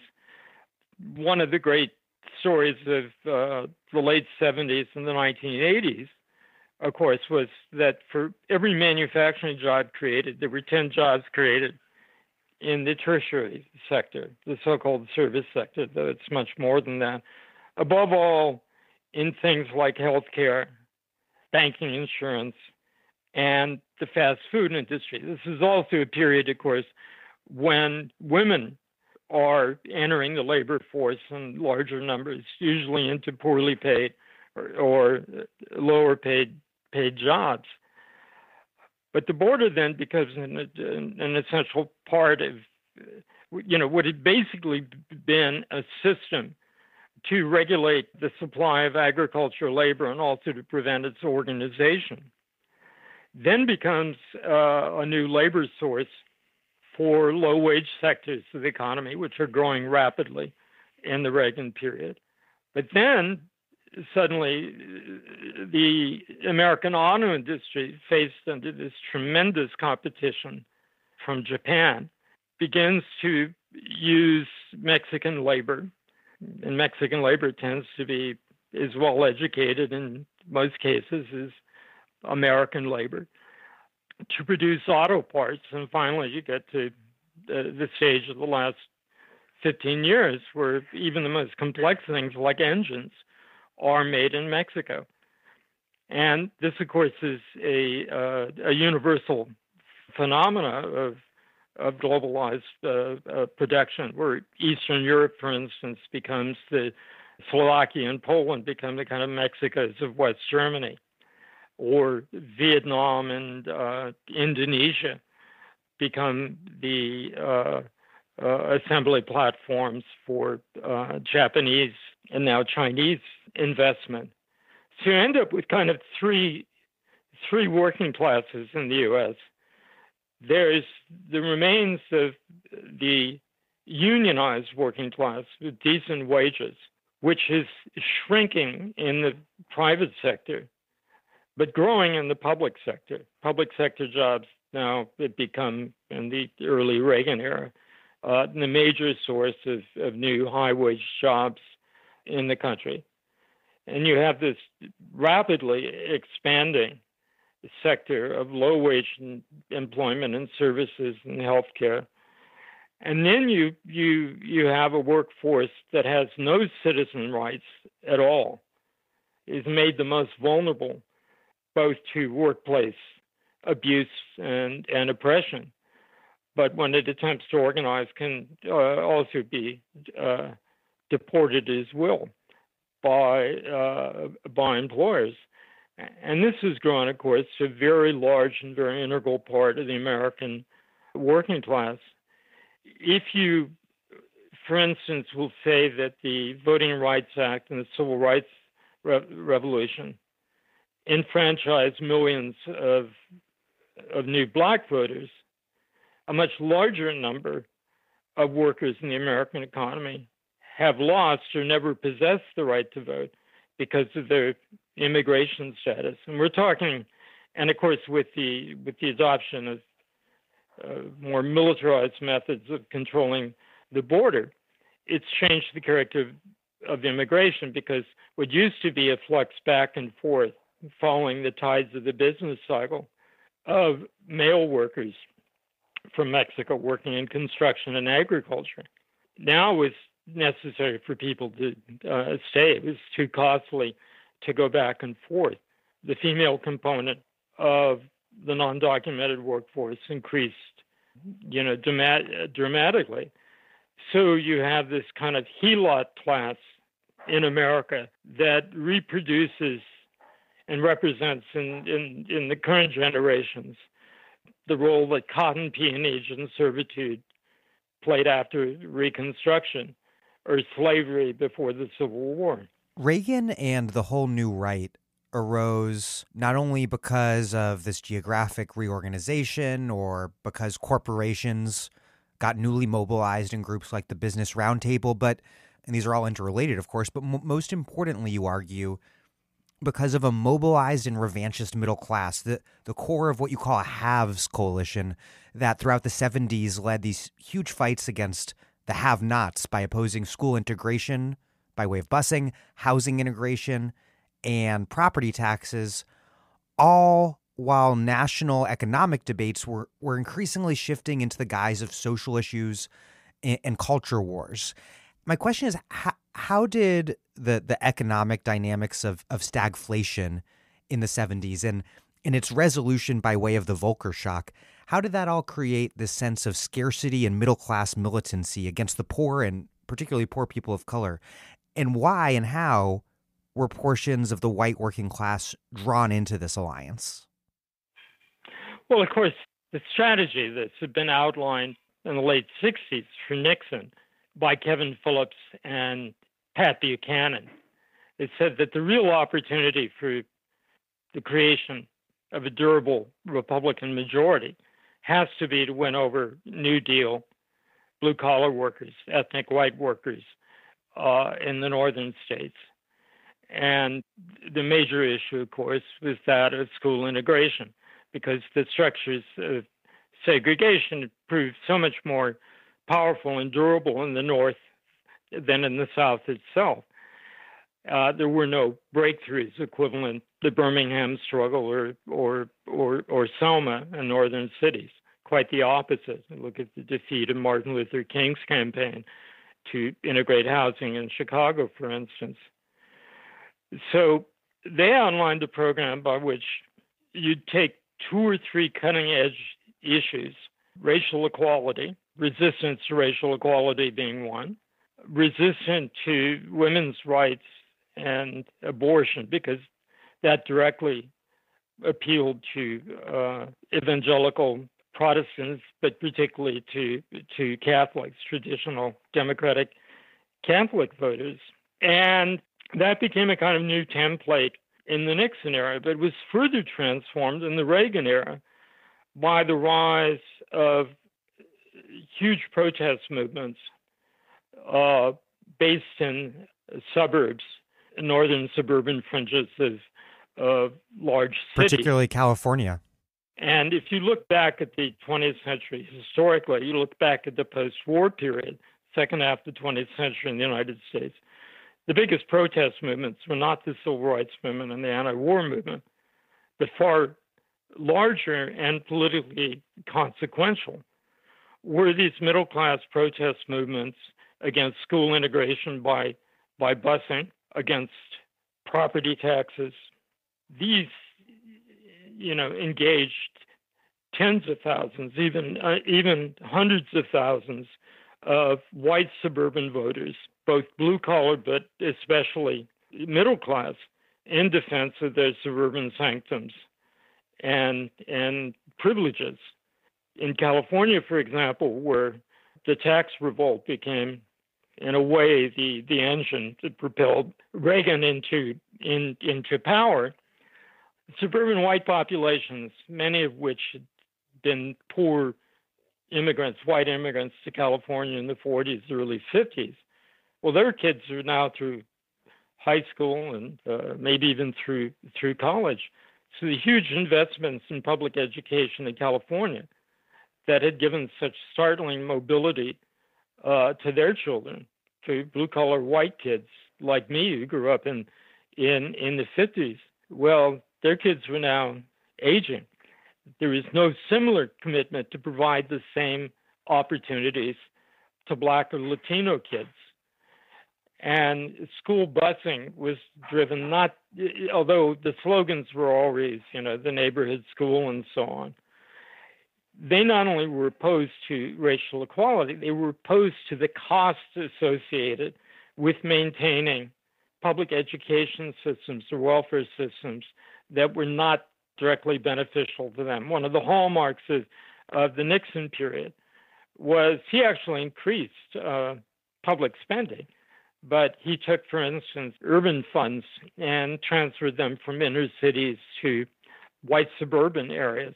And you can see an increasing political subsidization of middle-class Republican voters in the suburbs, as well as this politics of racial revanchism to white workers, who, of course, in this period were also beginning to flee the central cities in large numbers and move to the suburbs.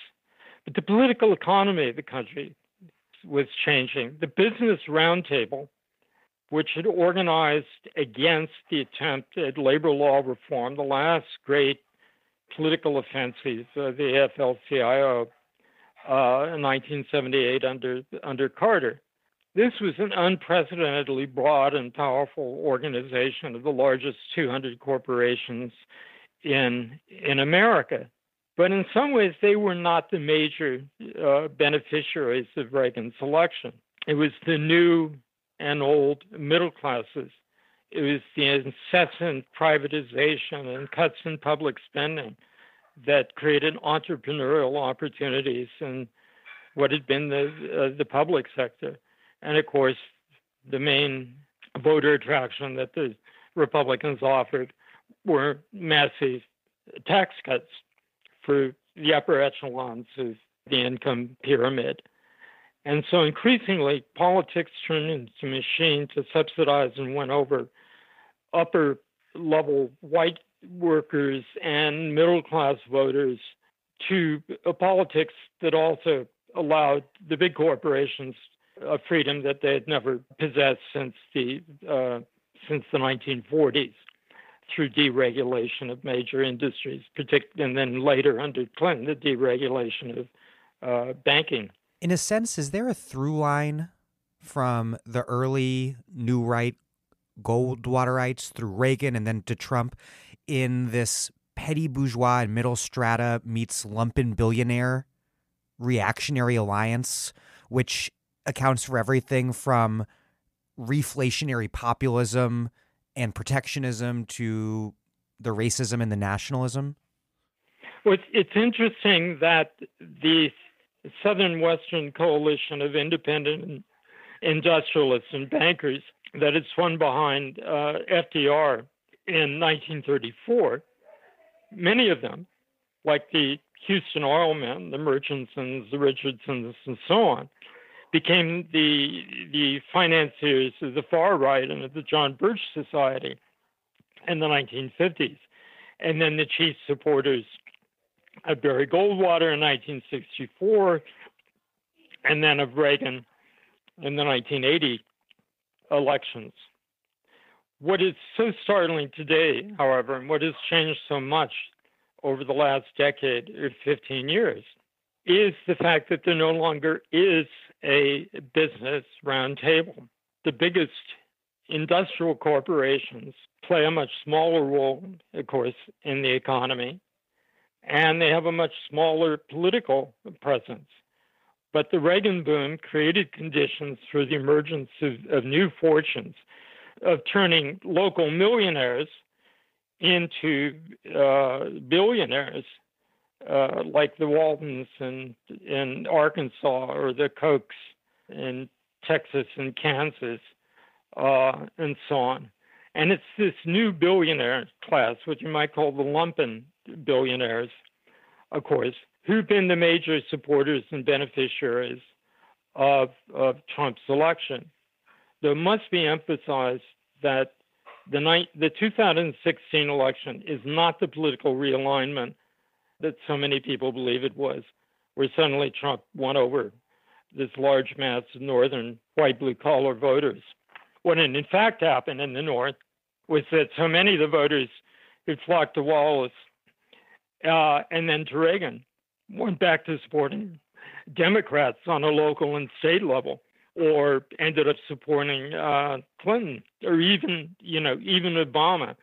It was not a permanent switch in the North. It was in the South. In South, the political loyalties were entirely inverted, but not in the North.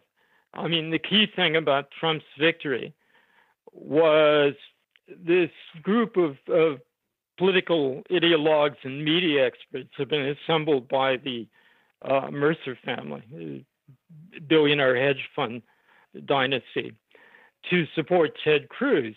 After the defeat, it was certain that Cruz was defeated, they cut a deal with Trump, which basically was that they would give their support to Trump, but he had to fully accede to the traditional agenda of the Christian right. And so this allowed Trump to do what everybody thought was impossible, which was to win most of the voters who'd voted for Romney in the last election, the evangelical base and Southern supporters, because he, of course, gave them the Republican platform. They were allowed to write it, the most reactionary platform of any party since the 1850s. But the conundrum that hasn't been fully resolved and needs to be debated is how have these guys, these regional billionaires, these what were formerly second or third echelon figures, come to dominate national politics in the way they have for the last 4 years, and whether this is not the last hurrah, the final act, before a new majority takes power or not. It is a very startling fact to see that the traditional Eastern establishment capital plays so small a role in Republican politics today. That Republican politics has been reinvented as a isolationist, nationalist, economic nationalist politics of the same sort that existed amongst the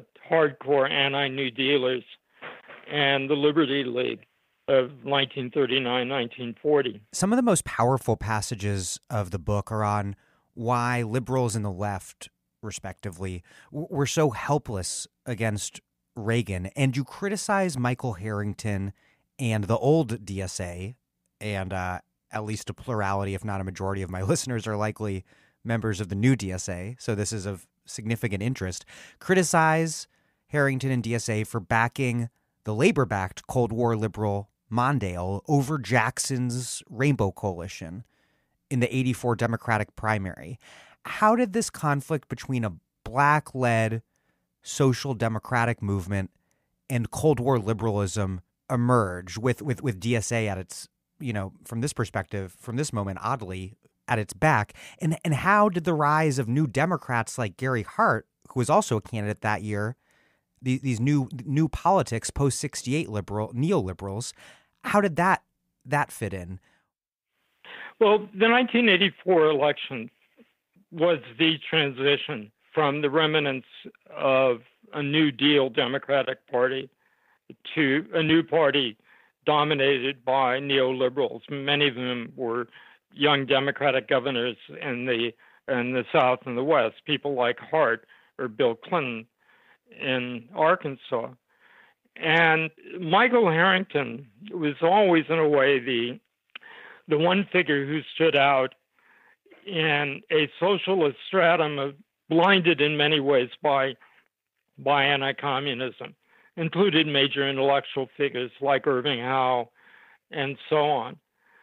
But when the New Democratic Movement, with about 2,500 or 3,000 members, merged with the Democratic Socialist Organizing Committee, the Harrington-Howe group, the dissent group, it ended up being on the terms of the latter, not the former. And in many ways, the New American Movement lost its new left identity in the merger. And some of its leading lights and people who formerly considered themselves revolutionaries embraced the whole traditional agenda of the League for Industrial Democracy and the remains of the American Socialist Party, which was to realign the party in an alliance with UAW and other big progressive unions, following the theory that the Democratic Party was really the functional equivalent of social democracy in this country. And every priority was less than that, ensuring the continuing realignment of the Democrats to the left. But in fact, what had actually been happening is under Jimmy Carter, particularly the second half of his tenure after 1978, the party had been moving to the right and beginning to shed the single most important aspect of its New Deal identity, which was full employment. Full employment had been in a sense, the alpha and the omega, the post-war Democratic Party, its commitment to jobs and jobs that offer opportunities for mobility. That began to be abandoned. Mondale moved away from it. Gary Hart represented the new liberal breed. He was also reactionary on fundamental labor questions, who, like Mondale, was an interventionist in terms of U.S. foreign policy. But because of the abandonment of full employment and the New Deal agenda, first by these older mainstream Democrats, and then more emphatically by the younger neoliberals, it created a space. It left a vacant space, which was filled then by Jesse Jackson and the Rainbow Coalition. It started off as Jackson's attempt to do what had been the Black Power strategy of Stokely Carmichael and SNCC back in the 1966, 1977, which is to use Black political independence to leverage more concessions from a Democratic Party that otherwise regarded Blacks as a captive vote. And it rose out of a historic, progressive series of Black political conferences. But as Jackson immediately discovered and immediately responded to, loads of other people supported his agenda. And he had this striking, dramatic success in winning white working class voters and unionists in the upper Midwest who were willing to support Black equality because the Rainbow Coalition also represented the defense of the historic rights of labor and the dream of full employment. He tested the waters for the politics which has emerged in the last 4 or 5 years. But he ended up attacked from all sides, including by some of the newly minted social democrats who joined DSA. The thing that distinguishes the Rainbow Coalition in its first incarnation in 1984 from the Sanders campaign over the last 5 years, however, is that Jackson had a very specific, explicit foreign policy. It was anti-imperialist, anti-interventionist, U.S. out of Central America. This was a much larger part of the politics of the Rainbow Coalition than has been the case with our revolution and the Sanders movement, which has evaded foreign policy issues as much as possible. I don't know that the Bernie movement has abated it as much as possible. I agree that there's a contrast there, but if you look at Bernie's leadership in terms of breaking with pro-Israel orthodoxy in the Democratic Party, and also in terms of the campaign to end U.S. support for the war on Yemen, it has been a distinguishing factor. I disagree to some extent. I think that it's been a kind of minimal program. I mean, I think everyone understands where Bernie's heart lies and understands his past history of support for revolutions. But I think this is an internal crisis of the current generation of the American left, is that it is so completely focused on domestic equality and social justice. Two key litmus tests were, did the questions of nuclear disarmament and third world poverty and debt, were they raised in any of the primary debates or in any of the major speeches by either Sanders or Warren? And the answer is no. And I think in the 1970s, in the kind of experimental social democracy under Black leadership that the Rainbow Coalition represented, there was a far more internationalist consciousness. This, of course, was the time of beginning of massive intervention and counter-revolution in Central America. And the anti-apartheid struggle. And the anti-apartheid struggle beginning to pick up. So a lot of people pat themselves on the back who were missing for years and years when the only anti-apartheid action were carried out by a couple of small Black groups, particularly one in L.A. In terms of the Black leadership at the time, how was it that DSA and Harrington failed to see the obvious opportunity that Jackson represented to lead precisely the sort of realignment that ostensibly people like Harrington wanted to pursue? Is the reason that they couldn't recognize that this was precisely the opportunity that Jackson offered, an opportunity to build what you call a neo-Fordist social democracy with a multiracial mass constituency? Was it because it appeared with Black leadership and anti-imperialist politics? No, it wasn't. It was because they were so firmly in the pocket of labor and so firmly convinced that the Ruther wing of the labor movement was the chief dispensation that God had given to the American left to create a lasting progressive politics, and by the fact that they were willing to concede to Lane Kirkland's continuation of the Meany leadership of the AFL-CIO. No, I mean, that was their fundamental problem. It was the problem back in the 60s and their attitude to the New Left and the anti-war movement. They wouldn't do anything to alienate Detroit. There also, many of them had been tied, the old guard, tied to Dubinsky's clothing union in New York, which was a progressive union in its political stances, but was a racist union internally. Huge abuses of the rank and file. These same people did not put themselves behind the big revolt of rank and file workers and wildcat strikes from 1968 to 73.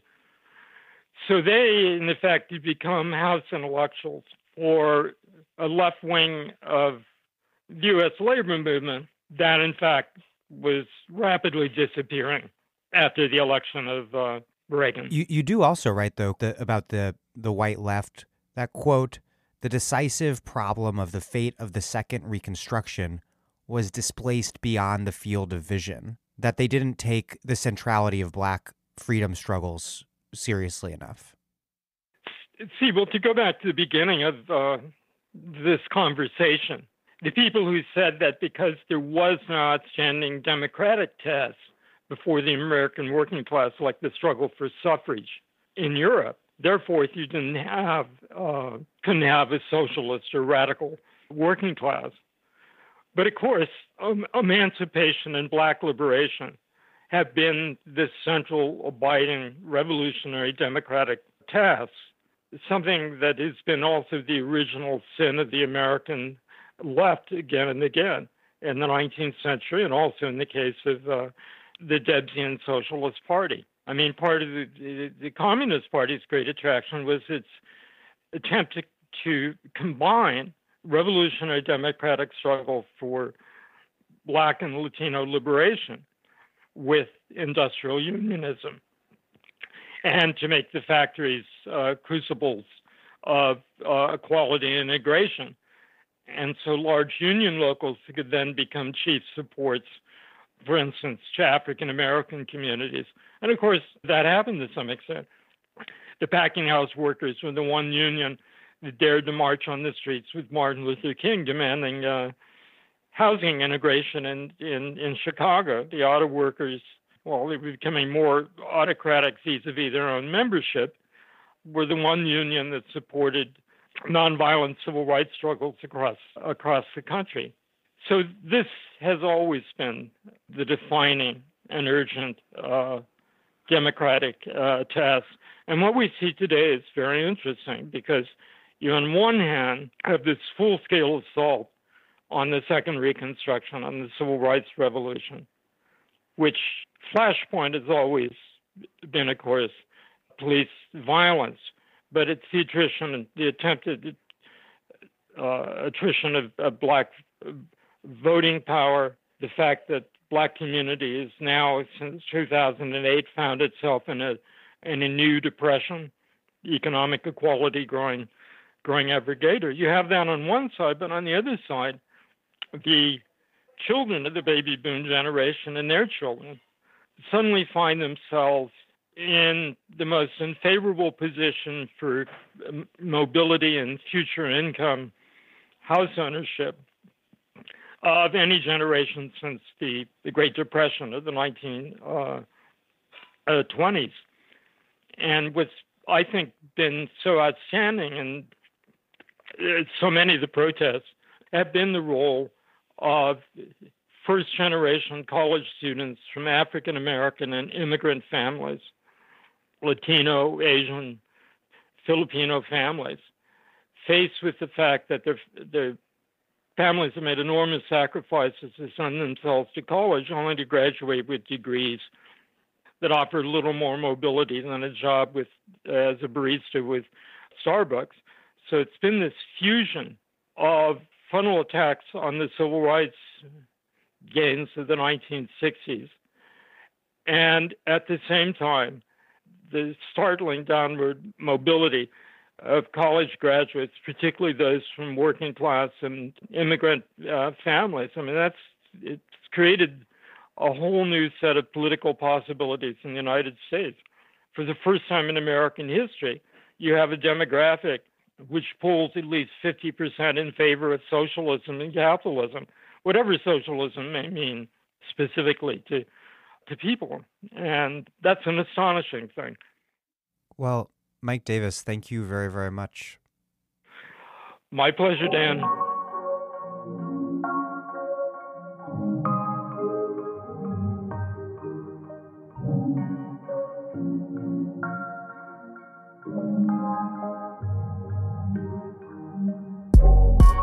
Mike Davis is the author of many books, including, of course, Prisoners of the American Dream, Politics and Economy in the History of the U.S. Working Class. Thank you for listening to The Dig from Jacobin Magazine. As Marx once said, after noting that the police, the judiciary, and the administration are not deputies of civil society itself, which manages its own general interest in and through them. Rather, they are office holders of the state, whose purpose is to manage the state in opposition to civil society. While other podcasts have only interpreted the world in various ways, our point is to change it. We are posting new episodes every week.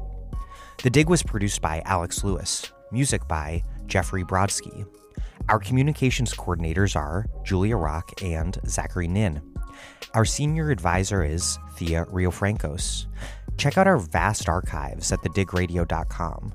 Follow us on Twitter at thedigradio, and please do find us wherever you get podcasts, and subscribe. If it is on iTunes, you can also leave us a nice review. Those reviews help introduce us to new listeners. So does spreading the word to your friends. Please make propaganda for us. And do find us on patreon.com and make a monthly contribution to keep this operation up and running strong. Even a few bucks is huge.